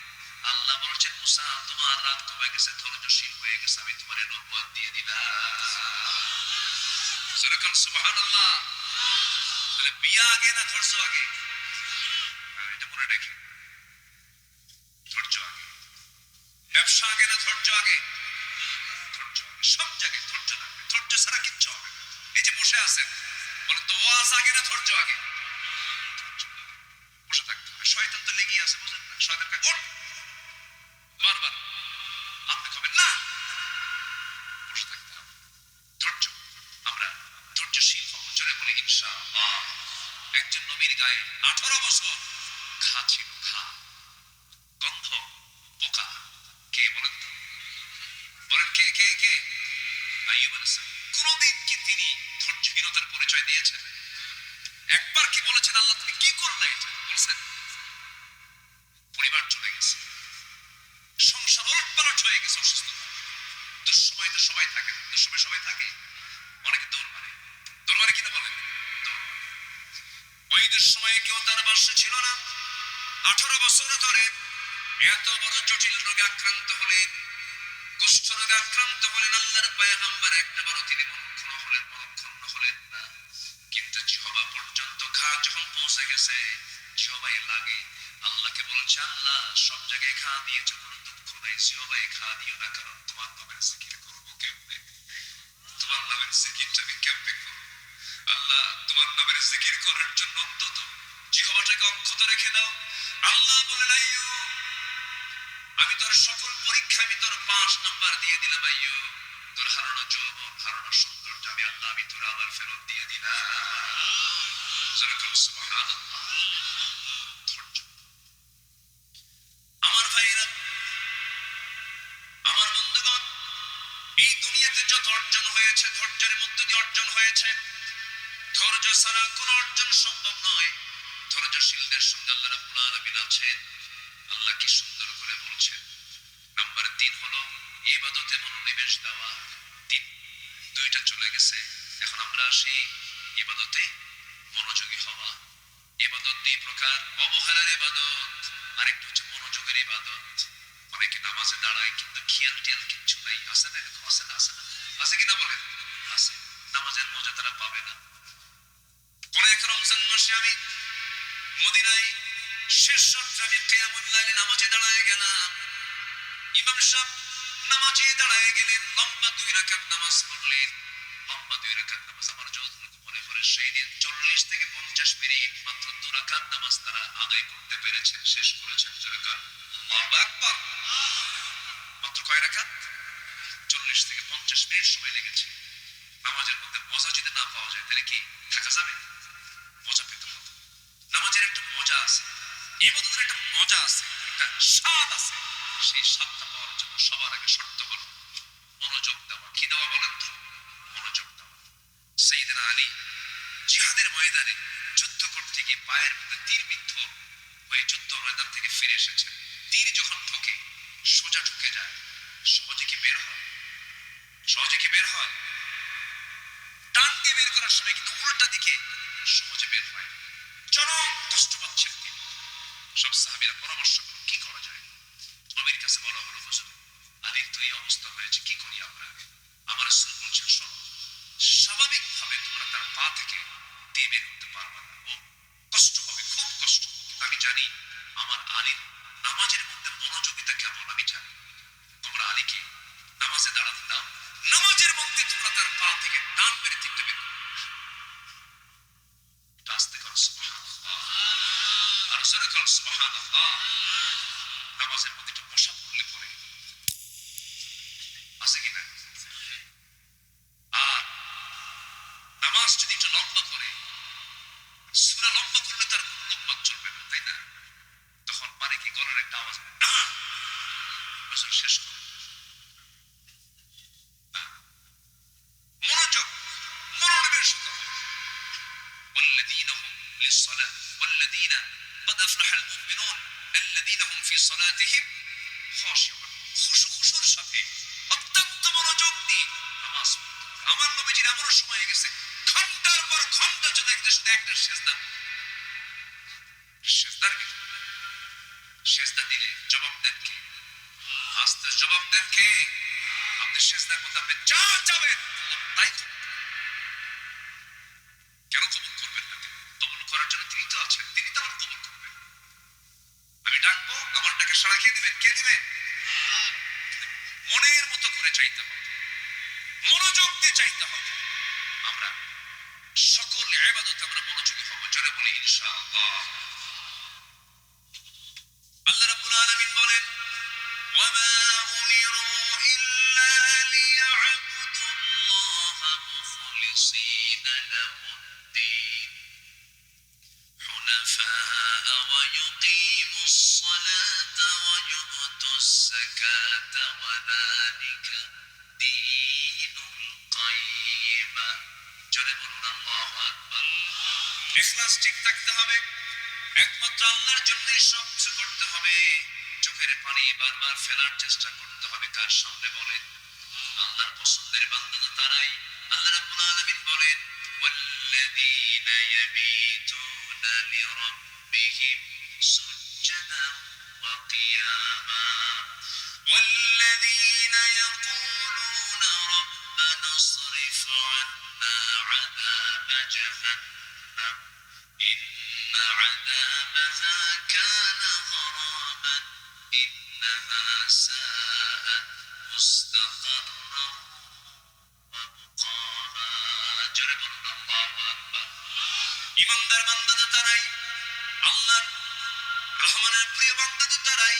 রাত যখন গভীর হয়ে যায়, নরমাল বান্দাগুলো ঘুমিয়ে পড়ে, বিশেষ বান্দাগুলো সেজদায় পড়ে পড়ে টুকরে টুকরে শিশু বাচ্চার মতো হাওয়া করে কাঁদে আর বলে, আল্লাহ আমারে মাফ করে দাও, অমুক দিন গুনাহটা করছি, অমুক দিন পাপটা করছি, অমুক দিন আমি অমুক পাপের সঙ্গে জড়িয়েছিলাম, আল্লাহ তুমি আমারে মাফ করে দাও। চোখের পানিগুলো যদি আল্লাহর ভয়ে যদি কোনো বান্দা ফেলতে পারে, 7 সমুদ্রের পানি দিয়ে জাহান্নামের একটা কিরণা কেউ নিভাতে পারবে না। যদি কোনো বান্দা যদি একমাত্র আল্লাহর ভয়ে এক ফোঁটা চোখের পানি যদি ফেলতে পারে, ওই এক ফোঁটা চোখের পানি আল্লাহ রাব্বুল আলামিন 7টা জাহান্নাম নিভায়া দিয়ে তার জন্য 8টা জান্নাত খুলে দিবে। আমরা কাঁদবো কার কাছে ভাই? আসতে বলবো না, কাঁদবো কার কাছে? আল্লাহর কাছে। দিল খুলে কাঁদবো আমরা, মন খুলে কাঁদবো আমরা, ফুপে ফুপে কাঁদবো আমরা।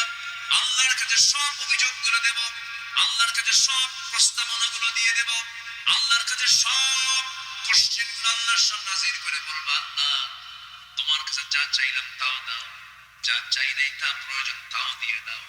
আমাদের চাওয়ার জায়গা বলুন তো একমাত্র কার কাছে? আসতে বলবেন না, কার কাছে? আল্লাহর কাছে। আল্লাহর কাছে আমরা চাবো, অত্যন্ত মনোযোগ দিয়ে চাবো, গুরুত্বের সঙ্গে চাবো। তাহলে 1 নম্বরে চলে গেল তাকওয়া, নাম্বার 2 হলো ধৈর্য, মনে থাকবে সবার।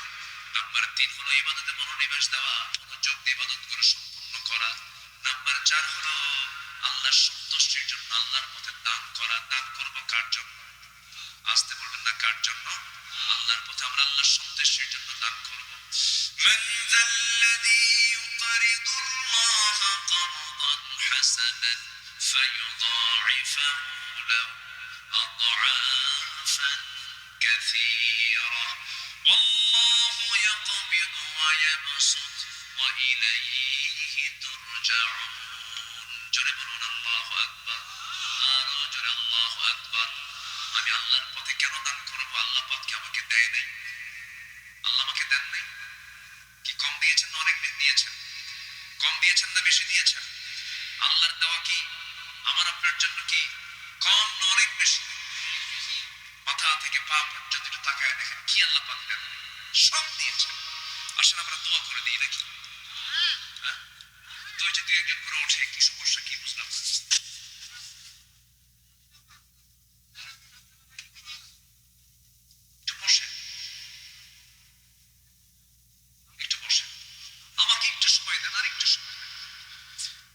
জানেন আপনি যখন সামনে থেকে উঠে দাঁড়ান, যিনি কথা বলেন তার কলেজের একটা করে তার ছেড়ে খুব কষ্ট হবে না, যেন আমি কষ্ট দিচ্ছি কিনা, কষ্ট উদ্রেক হচ্ছে কিনা। একটু বসেন।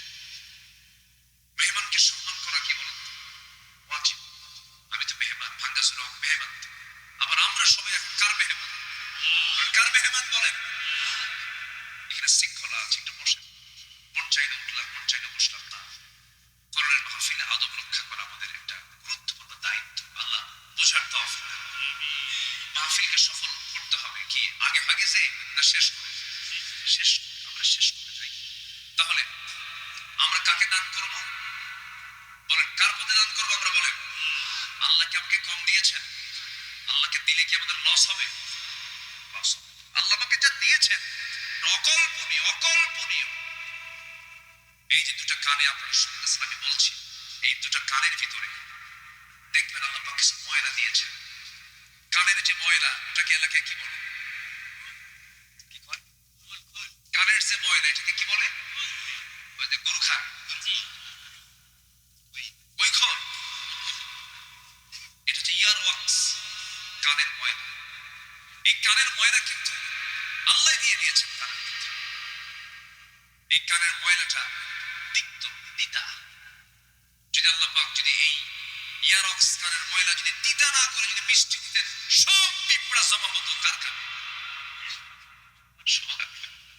আল্লাহ তাআলা কানকে সেভ করার জন্য কানের ময়লা দিয়েছেন। মিষ্টি না তিতা? তিতা দিয়েছেন, যেন বান্দার কান যেন সেভ থাকে। সুবহানাল্লাহ বলা যাবে না? তাই যদি মিষ্টি হতো, সলিমুদ্দি ক্ষমতা নিয়ে আরেক কলিমুদ্দির পাহারা দেওয়া লাগতো, পিঁপড়া কোন দিক দিয়ে আসে? কত বড় বেকায়দা হয়ে যেত। কিন্তু আল্লাহ রাব্বুল আলামিন কানের মধ্যে এরকম তিতা দিলে যেন কোনো পিঁপড়া না যায়, কোনো পোকামাকড় না যায়। আবার এই কান থেকে সোজা আপনি চোখে চলে আসে, চোখ, কান, নাক। পদ্মা মেঘনা যমুনা যত বড় তার চেয়ে বেশি বড় হলো আমার চোখ, কান, নাক, গলা। অনেক বড় ডিপার্টমেন্ট এটা। ইএনটি ডাক্তাররা যারা তারা বুঝবেন কত বড় নিয়ামত তিনি দিয়ে দিয়েছেন। দেখেন চোখ, আল্লাহ রাব্বুল আলামিন কত বড় নিয়ামত দিয়ে দিয়েছেন। এই চোখের পানি আল্লাহ রাব্বুল আলামিন লবণ করেছেন না মিঠা করেছেন?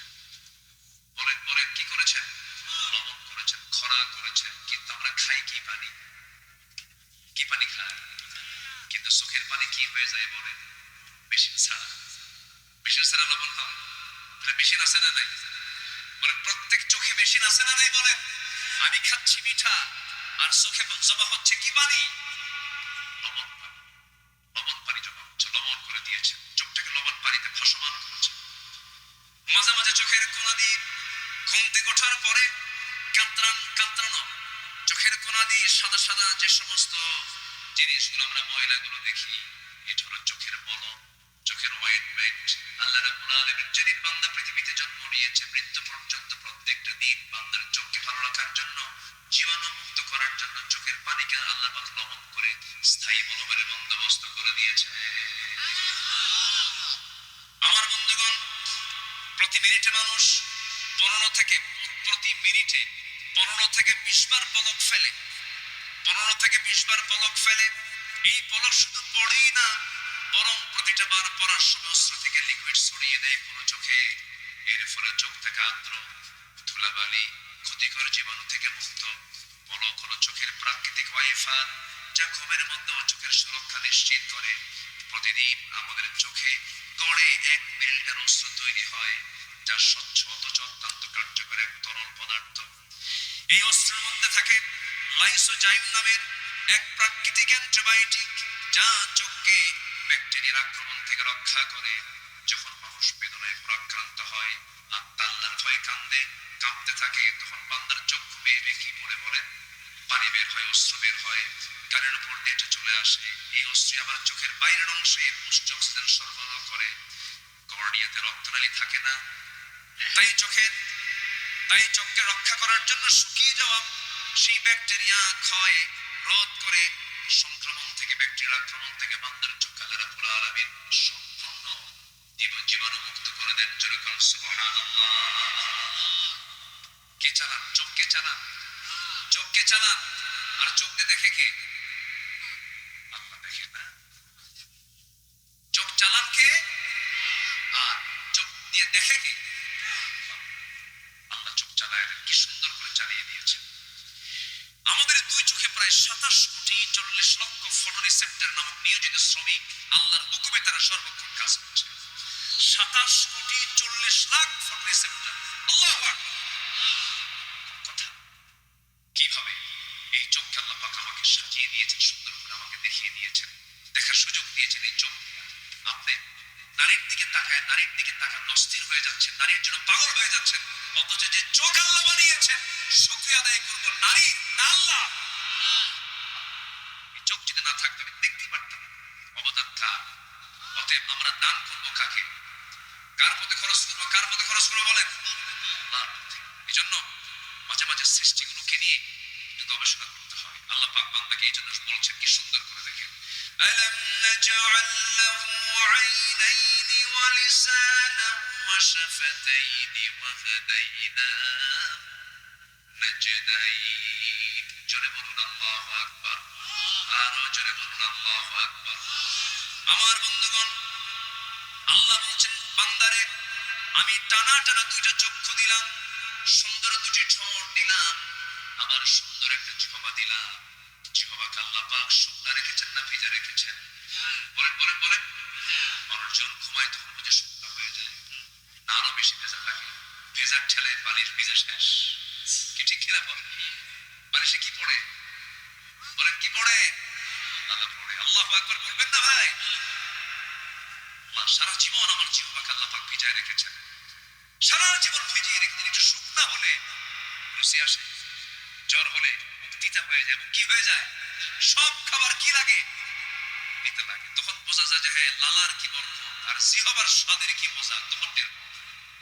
আল্লাহ পাক বলছেন বান্দা কি সুন্দর তোকে একদম সিক্ত করা জিহ্বা দিয়েছি, ভিজানো জিহ্বা দিয়েছি, এবং সে লালা থেকে কোনো স্বাদ রাখি নাই। স্বাদ রাখলে তুই মিষ্টির স্বাদ পেতি না, তুই পুটির স্বাদ পেতি না। আজকে কমিটিতে খাওয়াইছে আমারে আল্লাহ, তুমি জান্নাতের খাবার খাবো, খুব খাওয়াইছে আলহামদুলিল্লাহ। একদম ভর্তা থেকে শুরু করে একদম সব কিছু। কি খাবেন কি আপনি? মানে দেখার ঠেলায় খাওয়া শেষ। অনেক আয়োজন করেছে তারা। এই যে এত প্রকারের স্বাদ, কিন্তু জিহ্বা কয়টা? যদি এটা নাটবল্টু সিস্টেম হতো, ব্যাগ ভর্তি 50টা জিহ্বা নিয়ে যেতে হবে। গরু গোশত খেলে নাটবল্টু দিয়ে লাগাও। কি কথা বোঝেন নাকি? লাগাবেন কখন, খাবেন কখন? জিহ্বা একটা, হাজার খাবার। সুবহানাল্লাহ বলেন। আল্লাহ পাক কি নিয়ামত দিয়ে দিয়েছেন। জিহ্বা কয়টা? একটা। আর খাবার অসংখ্য। আল্লাহ রাব্বুল আলামিন বলছেন বান্দারে এত কিছু দিয়ে দিলাম, এত নিয়ামত দিয়ে দিলাম, তুই শুধু জবান খুলে নামাজে দাঁড়িয়ে বলবি, জবান খুলে সবাই বলো আলহামদুলিল্লাহি রাব্বিল আলামিন। সবাই বলেন আলহামদুলিল্লাহি রাব্বিল আলামিন আর রহমানির রহিম মালিকি ইয়াউমিদ্দিন ইয়্যাকা না'বুদু ওয়া ইয়্যাকা নাস্তাঈন ইহদিনাস সিরাতাল মুস্তাকিম সিরাতাল লাযীনা আন'আমতা আলাইহিম المغضوب عليهم ولا الضالين জোরে বলেন আরো জোরে আল্লাহ তাআলা যা সৃষ্টি করেছেন বান্দার অকল্যাণ না কল্যাণ আমার বন্ধুগণ সকল সৃষ্টিগুলো মানুষের সেবায় নিয়োজিত আল্লাহ পাক মশা বানিয়ে দিয়েছেন মশা আছে না নাই বলেন নওগাঁ জেলায় মনে হয় মশা নাই মশার কামড়ে মানুষ মরে কিনা বলেন এডিস মশার কামড়ে মানুষ মরে যায় ডেঙ্গু হয় মানুষ মরে যায় ম্যালেরিয়া হয়ে মানুষ মারা যায় এই মশাটাকে সৃষ্টি করে দিয়েছেন তিনি আমার কে এই মশা বানিয়েছেন কে বলেন আল্লাহ বানিয়েছেন আজ থেকে ১৫০০ বছর আগে মশা নিয়ে আল্লাহ রাব্বুল আলামিন কোরআনে কথা বললেন কাফের মুশরিকরা বলল তোমার আল্লাহর কাজ নেই কেমনে কোরআনের মধ্যে মশার ওয়াজ করার কি দরকার মশার কথা বলার কি দরকার কিন্তু আজকে ওই মশাকে গবেষণা করে কত কি আবিষ্কার করেছে একটু খেয়াল করে দেখুন আমার বন্ধুগণ মশা যখন ঘরের মধ্যে আপনি কোথাও দেখতে পান না রাতের বেলা ঘুমিয়ে পড়ছেন চতুর্দিকে জানালা লাগানো লাইট দিকে দেখলেন কোথাও মশা নাই কিন্তু আপনি লাইট অফ করা মাত্রই যখন ঘুমাতে গেছেন মশারি টাঙ্গান নাই নাকের কাছে কানের কাছে সে সারে গামা বাধা নিশা আছে কিনা বলেন ও দেখলো কেমনে আপনাকে আল্লাহ তাআলা মশার ভিতরে এমন একটা শক্তি দিয়েছে ৭৫ ফুট দূর থেকে টের পায় এখানে কোন শ্রেণীর মধ্যে শুয়ে আছে ৭৫ ফুট দূর থেকে আল্লাহু আকবার আমি আপনি টের পাই না মশা ঠিক বুঝে পাই মশা যখন কারো শরীরে বসে ও কি বলে শরীরের মধ্যে আমি কিন্তু আসলাম আপনি কি টের পান না হঠাৎ করে আপনার দেহে মশাটা বসে পড়ে মশা বসে আগে হুল ফুটায় না আগে কি করে জানেন অ্যানেস্থেসিয়া কি করে অ্যানেস্থেসিয়া যারা মেডিকেলের ডাক্তার যারা অ্যানেস্থেসিয়া হচ্ছে আগে অজ্ঞান করে আগে ওইটুকু অংশ আগে অজ্ঞান করে সেন্সলেস করে এরপর হুলটা ফুটায় দেয় জায়গা মতো করে খায়া আল্লাহু আকবার আল্লাহ পাক এমনি উদাহরণ দেন নাই মশা এটা মারাত্মক একটা সৃষ্টি অত্যাধুনিক প্রযুক্তি তৈরি হয়েছে মশার সৃষ্টি থেকে মশার চোখ সাধারণ কোনো চোখ নয় এটা অত্যন্ত জটিল গঠনের কম্পাউন্ড আই এটা মারাত্মক আল্লাহ তাআলার একটা সৃষ্টি এটা মানে এটাকে গবেষণা করে অনেক কিছু তৈরি হয়েছে কম্পাউন্ড আই যেখানে শতাধিক ক্ষুদ্র লেন্স একসঙ্গে কাজ করে এই জন্য সে চতুর্দিকে একসঙ্গে দেখতেও পারে আজকে আধুনিক বিজ্ঞান ঠিক একই টেকনোলজি ব্যবহার করে ডিফেন্স ড্রোন সেলফ ড্রাইভিং কার রোবোটিক ভিশন সিস্টেমে এগুলো আবিষ্কার করেছে প্রকৃতির এক ক্ষুদ্র সৃষ্টি হয়ে উঠেছে প্রযুক্তির বিশাল অগ্রগতির এক মূল অনুপ্রেরণা অথচ আল্লাহ রাব্বুল আলামিন আজ থেকে ১৫০০ বছর আগে এই মশার উদাহরণ দিয়ে দিয়েছেন যেরকম সুবহানাল্লাহ ইন্নাল্লাহা লা ইস্তাহি আন ইয়াদরিবা মাসালান মা বাউদাতান ফামা ফাওকাহা আল্লাহু আকবার আচ্ছা এখানেই শেষ নয় মশার মুখে আমরা যে সুরের মতো যে সূচটা দেখি আসলে এটা সূচের সংখ্যা একটা নয় এগুলো ৬টা অংশে বিভক্ত কয়টা অংশ বলেন তো ওই ছোট্ট সুরের মধ্যে কয়টা অংশ আছে ৬টা ছোটের আলাদা আলাদা কাজও আছে এক নম্বর মশার শরীরে অবস্থিত শেষ ২টি সূচ যা শরীর কাজ হলো আমার আপনার শরীরকে নির্দিষ্ট জায়গা থেকে ফেড়ে ফেলে আগে ফেড়ে ফেলে তারপরে ২টি সূচের কাজ হলো মানব দেহ থেকে ব্লাড ভেসেল এটা খুঁজে বের করে পঞ্চম সৃষ্টি দিয়ে সে চেতনানাশক এক প্রকার কেমিক্যাল নিঃসরণ যেন ওই জায়গাটা অবশ হয়ে যায় এরপর শেষ সৃষ্টি দিয়ে সে রক্ত শুষে নিয়ে চলে আসে আরো আশ্চর্যের বিষয় হলো এই জটিল এবং নিখুঁত ডিজাইন থেকে অনুপ্রাণিত হয়ে আধুনিক বিজ্ঞানীরা তৈরি করেছেন মসকিউটো ইন্সপায়ার্ড সিরিঞ্জ এই সিরিঞ্জ আবিষ্কার করেছে মশার থেকে মশার সামনের ওই থেকে সিরিঞ্জ থেকে আল্লাহু আকবার তাহলে এক অপার সৃষ্টির পরিকল্পনা বান্দার অকল্যাণ না করুণা অতএব আমরা দান করবো কার পথে আসতে বলবেন দান করবো কার পথে আল্লাহর পথে মধুকে দিয়েছেন মধুর ভিতরে সব রোগের ঔষধ আছে না নাই কিন্তু মধুটা ভেজাল করলো কি আল্লাহ কে করছে ভেজাল কে করছে নওগাঁর মিষ্টির দোকান থেকে সুরা কিছু ঢুকাই দিয়েছে অথচ ১ পাউন্ড মধু তৈরি করতে লক্ষ লক্ষ মৌমাছিকে দিনের পর দিন পরিশ্রম করে সেই মধুগুলো সংগ্রহ করতে হয় এটার দাম পৃথিবীর কোনো মানুষ দিতে পারবে না যদি আমরা ১,৫০০ টাকা ১,০০০ টাকায় কিনি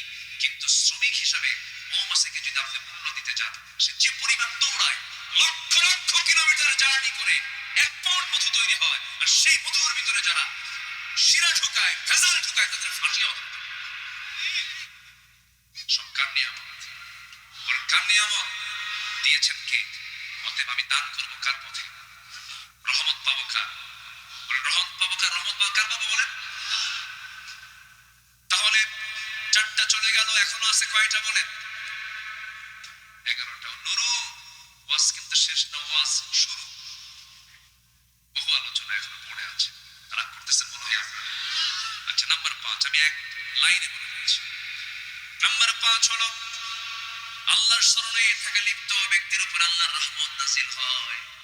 সর্বক্ষণ আমরা জিকির করব কার? বলেন ফাযকুরুনি আযকুরুকুম ওয়াশকুরুলি ওয়ালা তাকফুরুন। الذين يذكرون الله قياما وقعودا وعلى جنوبهم ويتفكرون في خلق السماوات والأرض ربنا ما خلقت هذا باطلا سبحانك فقنا عذاب النار. جنبنا الله أكبر. জিকির করবো আমরা, ফিকির করবো আমরা, আল্লাহর সৃষ্টি নিয়ে গবেষণা করবো, চোখের পানি ফেলে ফেলে আল্লাহর শুকরিয়া আদায় করবো। আমার এই জিহ্বাকে প্রত্যেকটা সেকেন্ডে কাজে লাগাতে হবে। আমার শ্বাস প্রশ্বাস কার হাতে? বলেন। আসতে বলবেন না, কার হাতে? তাদের প্রতিটি শ্বাসে প্রশ্বাসে জিকির হবে কার? জিকির করেন আল্লাহ আল্লাহ লা ইলাহা ইল্লাল্লাহ লা ইলাহা, আরো জোরে লা ইলাহা লা ইলাহা ইল্লাল্লাহ মুহাম্মাদুর রাসূলুল্লাহ সাল্লাল্লাহু আলাইহি ওয়াসাল্লাম। নাম্বার 6 হলো আল্লাহর রহমত পাওয়ার জন্য যেই কাজটা করতে হবে সেটা হলো তওবা করা। তওবা করব কার কাছে? জোরে বলবেন কার কাছে? একবার না বারবার? একবার না বারবার? যখন মনে হবে তখনই তওবা করে ফেলবো, আল্লাহর কাছে মাফ চেয়ে ফেলবো, সারেন্ডার করে ফেলবো। আল্লাহ, গুনাহ করেছি, তুমি আল্লাহ আমারে মাফ করে দাও। আমার গুনাহ বড় না আল্লাহ, আমার আল্লাহর রহমত বড়। কার রহমত বড়? কার রহমত বড়? আল্লাহ। তওবা করব আমরা আল্লাহর কাছে, আল্লাহর কাছে মাফ চেয়ে নেব। ইয়া আইয়ুহাল্লাযীনা আমানু তুবু ইলাল্লাহি তাওবাতান নাসুহা। তওবাতুন নাসুহা করো, যেমন করে তোমরা তওবা করা দরকার সেইভাবেই তওবা করো। নাম্বার 7 হলো আল্লাহর উপরে ভরসা করা। যাই হোক না কেন, ভরসা হবে কার উপরে? আসতে বলবেন না, কার উপরে? ছেলে সন্তান দেন কে? মেয়ে সন্তান দেন কে? দেন না কে? বন্ধা করেন কে? দোষ কার? কি কইল? আল্লাহর দোষ। ফয়সালা কার? ফয়সালা কার? সন্তান হলে, মেয়ে হলে অভিযোগের শেষ নাই। মেয়ের মার করে তোর পেট পচা, আসলে এরকম বলে না, তোর পেটে ছেলে নাই। এমনকি তালাকের ঘটনা পর্যন্ত ঘটে বারবার মেয়ে হওয়ার কারণে। এত মূর্খ, এত অসভ্য বান্দা আছে না নাই বলেন? কেন? আমার নবী কি ছেলের বাপ না মেয়ের বাপ? বলেন ছেলের বাপ না মেয়ের বাপ? মেয়েদের বাপ। আমার নবী যে মেয়েদের জন্য বাজার আগে করেছেন। রাসূল বলেছেন যেখানে মেয়ে আছে সেখানে বরকত আছে। যেরকম সুবহানাল্লাহ। নবীজি সম্পত্তি ভাগ করতে নিয়ে আগে বলেছেন আল্লাহ পাক ছেলের ভাগ না মেয়ের ভাগ? লিযাকারি মিসলু হাযিল উনসাইন। আগে মেয়ের ভাগটা বুঝায় দাও। কিন্তু ভাইরা অত্যন্ত প্রতারণা করে সমস্ত মানুষ সম্পদে যুগের পর যুগ ধানের জমি খায়া 10 বছর 15 বছর পাড়ি দিয়ে পরে জমি খাইছে, বোনের সম্পত্তি দেয় আরেক জমি। ঠিক কিনা?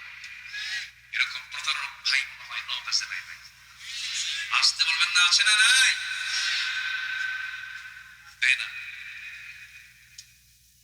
বলবো বলবো কিছু বলবো। সে উঠবে ভাববো ওই ভাইটা বোনকে সম্পত্তি দেয়, বোনকে সম্পত্তি দেয় না। বাপ মারা গেছে কোন দিন, মাঝে মাঝে পাম্পটি দেয়, একটু আসো দাওয়াত দেয়, মিষ্টি মিষ্টি খাওয়ায়, বগুড়ার দই, নাটোরের কাঁচাগোল্লা, যশোরের খই সবকিছু হাজির করে পাম্পটি দিয়ে থুয়ে দেয়, 2 ভরি স্বর্ণের একটা চেন দিয়া কোটি টাকার সম্পদ নেওয়ার ধান্দায় থাকে। এমন প্রতারক ভয় আছে না ভাই বলেন তো? আবার মাঝে মাঝে ওয়াজ করে, বোন একটা কথা বলি কি, অংশ নিলে কিন্তু ধ্বংস হয়। দেখছেন কত বড় পাক্কা শয়তান। মানে শয়তান দেখার জন্য দূরে যাওয়া লাগবে না, যে কয় অংশ নিলে ধ্বংস হয় ওটাই দেখতে শয়তান, পাক্কা শয়তান। মনকে সম্পত্তি বোঝাই দিতে হবে। মন খারাপ করে না খুশি করে? বলেন বলেন বলেন বলেন, মন খারাপ করে না খুশি করে? খুশি মনে মনকে সম্পত্তি গুলো বুঝাই দিতে হবে। বোন এদিকে আসো, তোমার অংশ তুমি নিয়ে চলে যাও, আমার 2 বিঘা তোমার। বলেন ভাইয়ের 2 বিঘা, বোনের 1 বিঘা। কার হুকুম? কার হুকুম? এটা কার হুকুম? মেয়েদের কি লস?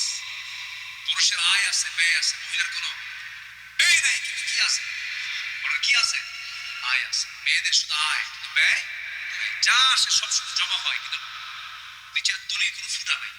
পুরুষের তুলির ফুটা আছে, চলে যায়, সম্পদ থাকে না, ক্ষয় হয়। স্বামীর দায়িত্ব বউকে দেখে না, বউয়ের দায়িত্ব স্বামীকে দেখে না। বলেন বলেন কে দেখবে? স্বামী দেখবে না বউ দেখবে?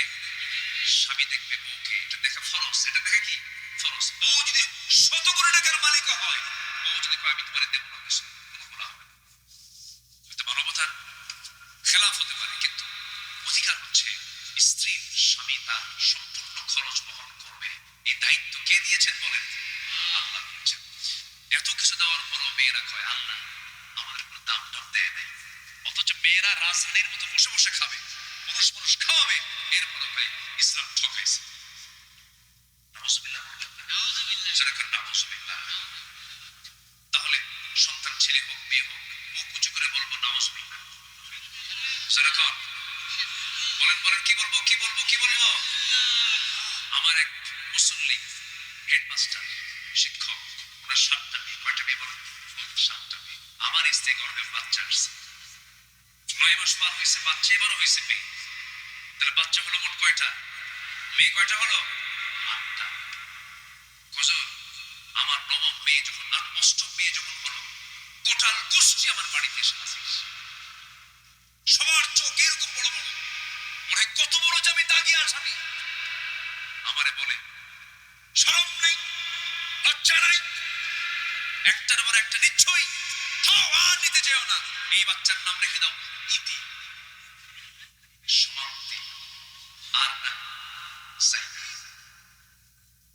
মানে হেডমাস্টার শিক্ষিত মানুষ তো, সচেতন মানুষ, বুঝে। হুজুর এরা সব এরকম পরামর্শ দিলে আমি বললাম আমার সন্তানের নাম রেখে দিলাম আশা, মানে আরো আসুক। কথা বুঝেন না? তাহলে মানে আল্লাহর শুকরিয়া আদায় করার মতো বান্দা দুনিয়াতে আছে না নাই? জানেন মেয়েরা কত বরকতের। রাসূল মেয়েকে ছাড়া কিচ্ছু বুঝতেন না। আম্মা জান আয়েশা সিদ্দিকা রাসূলের স্ত্রী ছিলেন, খুব কাছে টানতেন। তার কলিজার টুকরা মেয়ে ফাতিমাকে খুব কাছে টানতেন। যেখানেই যেতেন 3 দিন পার হতে দিতেন না, মেয়েকে দেখতে যেতেন। সুবহানাল্লাহ বলেন। রাসূল মেয়েদেরকে খুব ভালোবাসতেন। আমরা আমাদের কন্যা, আমাদের স্ত্রী সবাইকে পর্দার মধ্যে রাখবো। জোরে বলি ইনশাআল্লাহ, জোরে বলি ইনশাআল্লাহ। তাদেরকে কখনো কষ্ট দেব না, তাদেরকে কখনো হেয় করবো না, তাদেরকে কখনো ছোট চোখে দেখবো না, তাদেরকে কখনো আন্ডার এস্টিমেট করবো না, কখনো না, কখনো না, কখনো না। আপনি জানেন আপনার আপনার একটা মেয়ে আপনাকে জান্নাতে নিয়ে চলে যাবে। জোরে বলেন সুবহানাল্লাহ। সে যদি পর্দায় থাকতে পারে, দ্বীন মানতে পারে, কোরআন মানতে পারে, ওই মেয়েটা আপনাকে টেনে টেনে জান্নাতে নিয়ে চলে যাবে। রাসূল নিজে বলেছেন যার ঘরে 3টা মেয়ে তার জন্য 3টা জান্নাত। আল্লাহ পাক আমাকে 4টা মেয়ে দিয়েছেন। এত আস্তে আলহামদুলিল্লাহ। বিয়ে কি আপনারা দিবেন নাকি? ভয় মনে টেনশন পেয়ে গেছে যে বলেন না ভাই আলহামদুলিল্লাহ, মন খারাপ করেন না। জি, তাহলে ব্যবসা যাই হোক না কেন, লস লাভ, সন্তান যেটাই হোক না কেন, অসুস্থ হই না কেন, সব জায়গায় আমরা ভরসা করবো কারণ আল্লাহ। তোমারই তো ফায়সালা। ওয়া ইযা আযামতা ফাতাওয়াক্কাল আলাল্লাহ, ইন্নাল্লাহা ইউহিব্বুল মুতাওয়াক্কিলিন। সূরা আলে ইমরান আয়াত নম্বর 159। নম্বর 8 হলো পবিত্রতা অর্জন করবে যারা, রহমত পাবে তারা। ইন্নাল্লাহা ইউহিব্বুত তাওয়াবিন ওয়া ইউহিব্বুল মুতাতাহহিরিন। নাম্বার 9 হলো কৃতজ্ঞতা প্রকাশ করা। কৃতজ্ঞতা চিত্ত, নিজের চিত্ত তৈরি করা। লা ইন শাকারতুম লা আযীদান্নাকুম ওয়া লা ইন কাফারতুম ইন্না আযাবি لشديد নাম্বার 10 হলো আল্লাহর ভয়ে কাঁদা আল্লাহর জন্য একমাত্র কাঁদা পৃথিবীর মানুষ কোনো কাঁদার মূল্য দেবে না বউয়ের সামনে স্বামী কাঁদবে বউ বলবে পুরুষ মানুষ কাঁদে নাকি স্বামীর সামনে বউ কাঁদবে পুরুষ স্বামী বলবে মহিলারা এরকম কাঁদে কেউ কান্নার মূল্য দেবে না অভিনয় করবে অভিনয় করে কান্দে কেউ কান্নার মূল্য দেবে না কিন্তু কান্নার মূল্য শুনো না দিবেন তিনি আমার কে আল্লাহর ভয়ে আমরা কাঁদবো আল্লাহ রাব্বুল আলামিন সুন্দর করে বান্দাকে বলছেন কান্দো ওয়া ইযা তুতলা আলাইহিম আয়াতুর রাহমানি খাররু সুজদান ওয়া বুকিয়া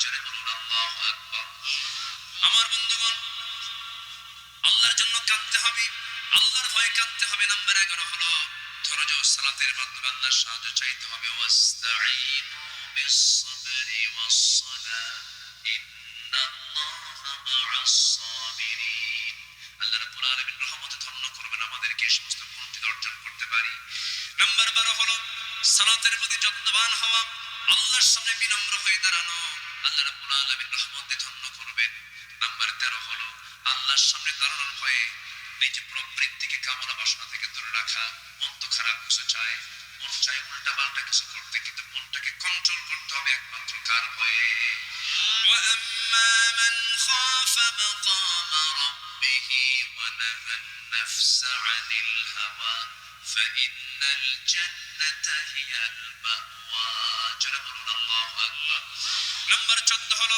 সৎকর্মশীল হওয়া ফাসাদ সৃষ্টিকারী না হওয়া ফাসাদ যারা সৃষ্টি করেছে যুগে যুগে ওই যে নমরুদের দিকে তাকান ফেরাউনদের দিকে তাকান হামানদের দিকে তাকান এই সমস্ত ফাসাদ সৃষ্টিকারী যারা ছিল তাদেরকে সব খতম করে দিয়েছেন তিনি আমার কে আসতে বলে তিনি আমার কে ভালো কাজ আমরা করব ওয়ালা তুফসিদু ফিল আরদি বা'দা ইসলাহিহা ওয়াদউহু খাওফান ওয়া তামআন ইন্না রাহমাতাল্লাহি কারীবুন মিনাল মুহসিনিন জোরে বলুন আল্লাহু আকবার সৎকর্মশীল আমরা হয়ে যাব খারাপ কোনো কাজের জন্য আমরা নিজেকে প্রস্তুত করব না সর্বশেষ হলো আল্লাহ এবং রাসূলের পরিপূর্ণ আনুগত্য আমাকে আপনাকে করতে হবে আল্লাহ রাব্বুল আলামিন বলেছেন ওয়া আতিউল্লাহা ওয়ার রাসূল লাআল্লাকুম তুরহামুন আল্লাহর আনুগত্য করো নবীর আনুগত্য করো তোমরা রহমত প্রাপ্ত হয়ে যাবে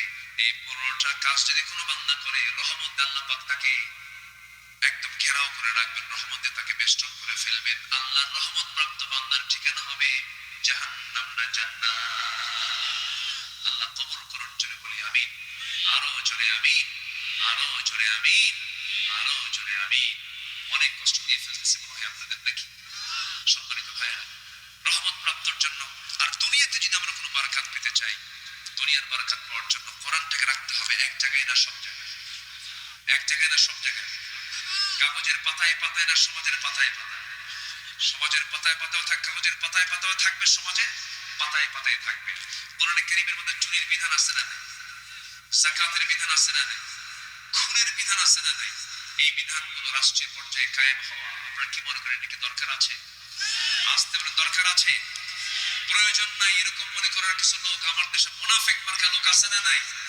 আছে কোরআনটাকে আমরা জায়গা মতো মুয়াসা দিতে চাই কোরআন রাষ্ট্রীয় পর্যায়ে কায়েম হোক সবাইকে চান সব দেখা শেষ করে দিন 54 বছর পাকিস্তান পিরিয়ডের দেখেছি আইয়ুবের শাসন দেখেছি দেশে মুজিবের ভাষণ এরপর জিয়া কেটেছেন খাল আমাদের চাচায়ের সাদের তাল ব্যথা মাঝখানে 16 বছর সব নেতাদের হরতাল সব দেখা শেষ আগামী দেশ আমরা দেখতে চাই কোরআনের বাংলাদেশ রাজি আছেন কারা কারা হাত উঁচু করে দেখান মুসলমান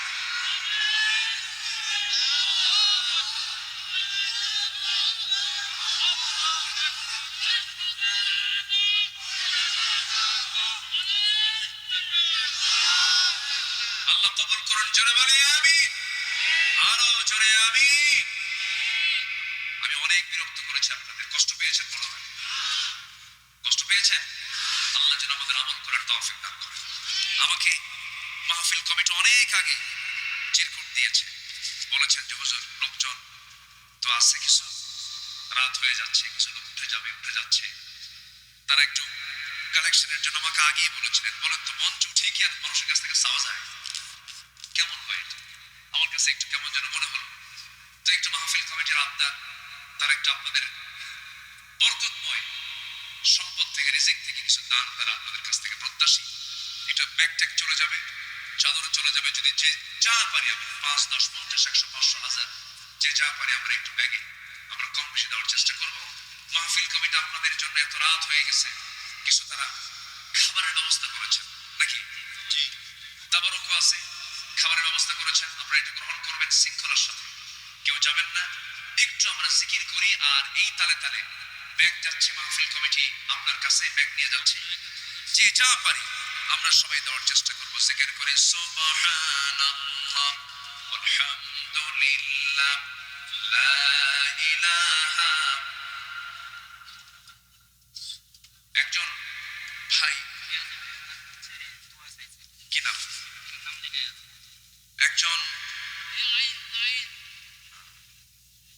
আচ্ছা আইয়ুজউদ্দিন দপ্তরি, তিনি দিয়েছেন 2000 টাকা। আচ্ছা, আল্লাহ তুমি তার দানকে কবুল করো, জোরে বলি আলহামদুলিল্লাহ, আল্লাহুম্মা আমিন। জি, আল্লাহ তুমি সবার দানকে কবুল করে নিক, তুমি মঞ্জুর করো, আল্লাহ পাকে মাফ করো। নারায়ণের উদ্দেশ্যে একজন ভাই দান করেছেন প্রবাসী, আল্লাহ তুমি তার দানকে কবুল করো। জি, আমরা সবাই দেব, ব্যাগ যাচ্ছে। দান এটা একটা ইবাদত, আমরা যে যা পারি আমরা আল্লাহকে দেব, পরে আমরা আল্লাহর কাছ থেকে আবার নিয়ে নেব, আল্লাহ আমাকে দিয়ে দিবেন। আল্লাহ এটা নিয়ে রাখবেন, এটা আমাদের আখিরাতের ফিক্সড একটা অ্যাকাউন্টে জমা হয়ে যাচ্ছে, আমরা সবাই দেব ইনশাআল্লাহ। আচ্ছা, এখানে একজন, এটা কে চাইছে শুনতে? আচ্ছা, কোন একজন মা একটা গজল শুনতে চেয়েছেন, দেখি আমি চেষ্টা করবো সেই গজলটা গাওয়ার জন্য। আবার লিখেও দিছে কোন গজল গাইতে হবে, তো শুনবেন, গজল শুনবেন আপনারা। আচ্ছা, জিকির করি লা ইলাহা। আপনি সভাপতি? মাশাআল্লাহ, আমাদের মন্ডল সাহেব, সম্মানিত সভাপতি সাহেব, তিনি 50,000 টাকা। 50,000? আমি তো শুনলাম 50,000 নাকি, এটা দেন, 30,000 দিয়ে দেন। 30,000? ভাই উনি কি 30,000 দিতে পারবে না? জোরে মারহাবা। আল্লাহ কবুল, আল্লাহ নিয়ত, যে প্রবাস জীবনে আছেন তার ছেলে, আল্লাহ প্রবাস জীবনকে আল্লাহ পাক বরকতময় করে দেন, জোরে বলি আল্লাহুম্মা আমিন। জিকির করে সুবহানাল্লাহ আলহামদুলিল্লাহ লা ইলাহা ইল্লাল্লাহ লা ইলাহা ইল্লাল্লাহ সুবহানাল্লাহ আলহামদুলিল্লাহ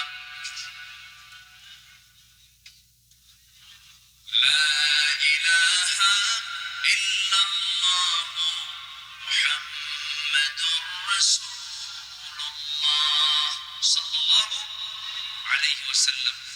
একজন মা একটা গজল শুনতে চেয়েছেন, অর্থাৎ হামদে বারিদ নাকি নাতে রাসূল।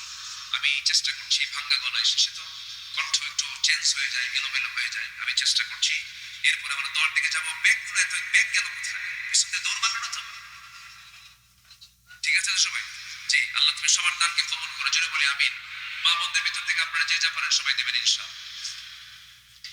এলো কে কাবার ধারে আধার চিরে, চিনিস না কি রে, ওকে ও মা আমিনার কোল জুড়ে চাঁদ, জানিস না কি রে। এলো কে কাবার ধারে আধার চিরে, চিনিস না কি রে। মুতালিব আজকে কেন বেহুশ হেন, বকে খুশির বান, বেদনার সুপ্ত ক্ষতে হাত বোলাতে কারে আগমন। সাহারার হৃদয় ভরা ঝরনা ধারা বইল না কি রে। এলোকে কাবার ধারে আধার চিরে, চিনিস না কি রে। বাগিচায় ছন্দ বিলায় বুলবুলি হয়, আজ সে দিওয়ানা চুমু খায় প্রেমের ভাষায়, গভীর নেশায় বেপরওয়ানা। গোলাপের অধর ভরে, গোলাপের অধর ভরে খুশবু বছরে রয় না বাকি রে এলোকে কাবার ধারে আধার চিরে চিনিস না কি রে ওকে ও মা আমিনার কল জুড়ে চাঁদ জানিস না কি রে জানিস না কি